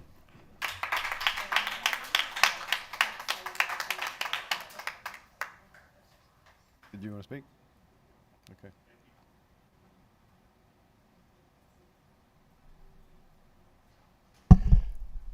Okay. Luke Pepper from Perkins Township. I wasn't going to speak tonight, but I was watching online, and I think it's really interesting how we're making a policy with absolutely no basis in any data or studies that have found. And I've heard people stand up here and say, oh, they're predators. The open bathroom policy is going to cause rapes and girls' rights. It's funny how the Republicans talk about women's rights, but they take away the rights to choose. They stack the Supreme Court to take away other rights. The Loudoun County case is a perfect example of this fraudulent attempt to paint trans students as predators or rapists. The Loudoun County case has nothing to do with transgender people. It has to do with an ex-boyfriend who wanted to punish his girlfriend for dumping him. Now, they handed out a flyer to walk out, which is based on the Loudoun County case, which was a lie. Now, using the school district's data, I ran some data on how many transgender kids actually use the bathroom that identifies their gender identity. And I've done it 3 or 4 times, and using a mathematician who is a friend of mine. 7 children, because you all talk about transgender, but you don't mention their children. 7 children have used the bathroom since 2018, and nothing has happened. When you look at the data from other school districts, nothing has happened. You all hate them because you don't understand them, or you don't like them, or your pastor tells you to do this. This is a mistake. You all don't understand anything you're talking about, and when you don't, you make up lies. There are 7 children in the school that this applies to. And Mr. Pepper, you're wrong. It's 10. 10 out of 1,700. Nothing has happened. Mr. Jagger should be ashamed of himself for bringing this into this community. You want to talk about divisive? Don't be mentioning We have names, parents, please. school board candidates and parents standing up, cheering children being hurt, cheering them. Who are you? You are a disgrace and cowards. Cowards. 7 children are being put out. Every transgender kid in this school is being put out because you hate and you won't let them be children. They're confused. They have problems. You discriminate against them because they have a mental illness and they're trying to sort out. You don't have any courage when you go after children. And I don't care what you all have to say. I don't care because you're wrong. You're liars and cowards. And if you want to have a debate, I'll debate you. But you don't have the data. And the first time I've seen a policy in the school board that went to a vote without any data to support it, that went to committee on a very important issue. If you want to discriminate against kids, we'll see you in court. Everybody come to order. Come to order. If you cannot be at order, then you can be excused from the room. Please go ahead. Rich Wessel, Skipback Township. I want to start with saying I am not an attorney. I don't understand Title IX and 103 and 720. I have a degree in finance from the Wharton School of Business. In high school and grade school, I never got a B. I got straight A's. I coached a lot of kids for years, and I think I have a pretty common sense approach to this. However, what I witnessed in this room last week really forced me into a discussion that I really wish we didn't have to have. I saw some things and some behavior that I had to call back and get down on my hands and knees and pray. And I'm most aligned here with Mr. Keenan in terms of my personal beliefs. And I prayed to my father, who, as you know, I've referenced this, was a Marine. I stand here as the buffer and the shield to support the kids and the families who may not be able to articulate things as well as I can. And I would like this administration to prepare if 300 or 400 kids walked. Now more people are aware of this issue. You may want to prepare for 1,000 kids to walk. The security that you'll need to make sure that everybody's safe naturally would be important. And I offer my valor and my courage to support people who may not be comfortable, and children speaking for themselves. Secondly, Mr. Fountain, I think what you introduced with my business background is what we would call an arbitration or a mediation, a compromise. And certainly in a compromise, both parties are going to lose something. If this board can get to that using a mediation or a compromise, I hope you can. That's not for me to decide. But a trial attorney is going to want to take a case. They don't like to mediate. They try cases. Sometimes in life you're going to have to take a good punch to make sure that your points get across. And with the rhetoric and the dialogue and the anger that I hear, sometimes the best place to determine things is in a court of law. Hopefully neither party gets there, and I applaud your handshake and your olive branch to help everybody get to a decision.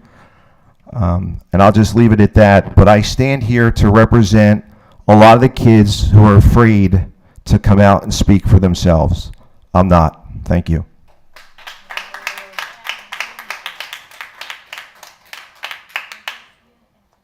Hi, my name's Shelley, Perkiomen Township. This is disturbing, all of this. This is not about transgenders, okay? No one has anything against transgender students, No one. This is about the safety of our children on both sides, what this is going to open up. We're not saying that, transgenders are going to come in the bathroom and rape our kids. No one is saying that. The room will come to order. So I'm getting up here and I'm saying a transgender is going to rape my child. That is not true. What I'm trying to... Here's the thing. The majority has spoken, okay? People don't feel comfortable with this, okay? You guys are giving options to make people feel more comfortable. When I went home from the board meeting last week, 2 weeks ago, and I was talking to my daughter, and I said, this is what's going on at school. And I said, how do you feel if a male came in the bathroom, a transgender female, but she's biologically still a male? I said, how would you feel? And she said, these kids don't even want to poop in school, let alone have the opposite sex in the bathroom with them. And I'm tired of everybody being bullied. This poor family is being bullied. They're being called at work. One of the moms had to leave work today because she was being so bullied. High school boys football team was walking out, and someone from the LGBTQ community overheard them talking about the walkout, and she yelled losers to the football kids. They said she was short, fat, with a flag, with an LGBTQ flag under her arm, and screamed losers at the football team. This is awful. We're talking about the safety of our kids. It's not about, I see the diversity. I see everybody's divided. We can find a common middle ground. I really think we can. And it's not that we're not including people. It's the overall safety, what this is going to invite.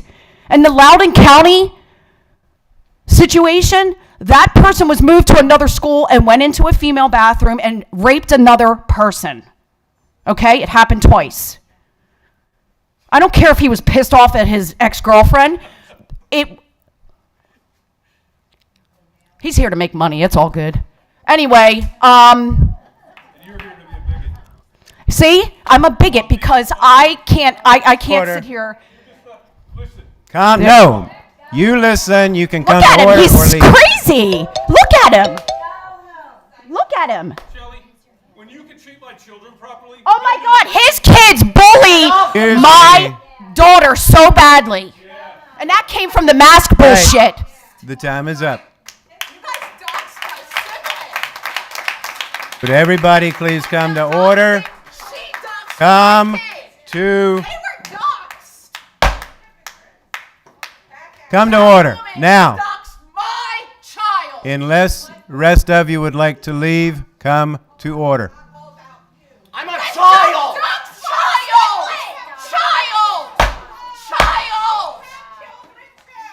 Was your child doxxed? Was their picture All right. put on the internet? I move They to need to be adjourn. escorted out. I move to adjourn. Can you take them out too, then? I'm not leaving, no. You need to leave. Mr. Fountain, I move to adjourn. Now, we are going to rule for adjournment at this time. We have had, in part of it, a very good meeting. At other parts, it has been out of control. I apologize for that. However, we will rule for adjournment at this point. All right. We are adjourned.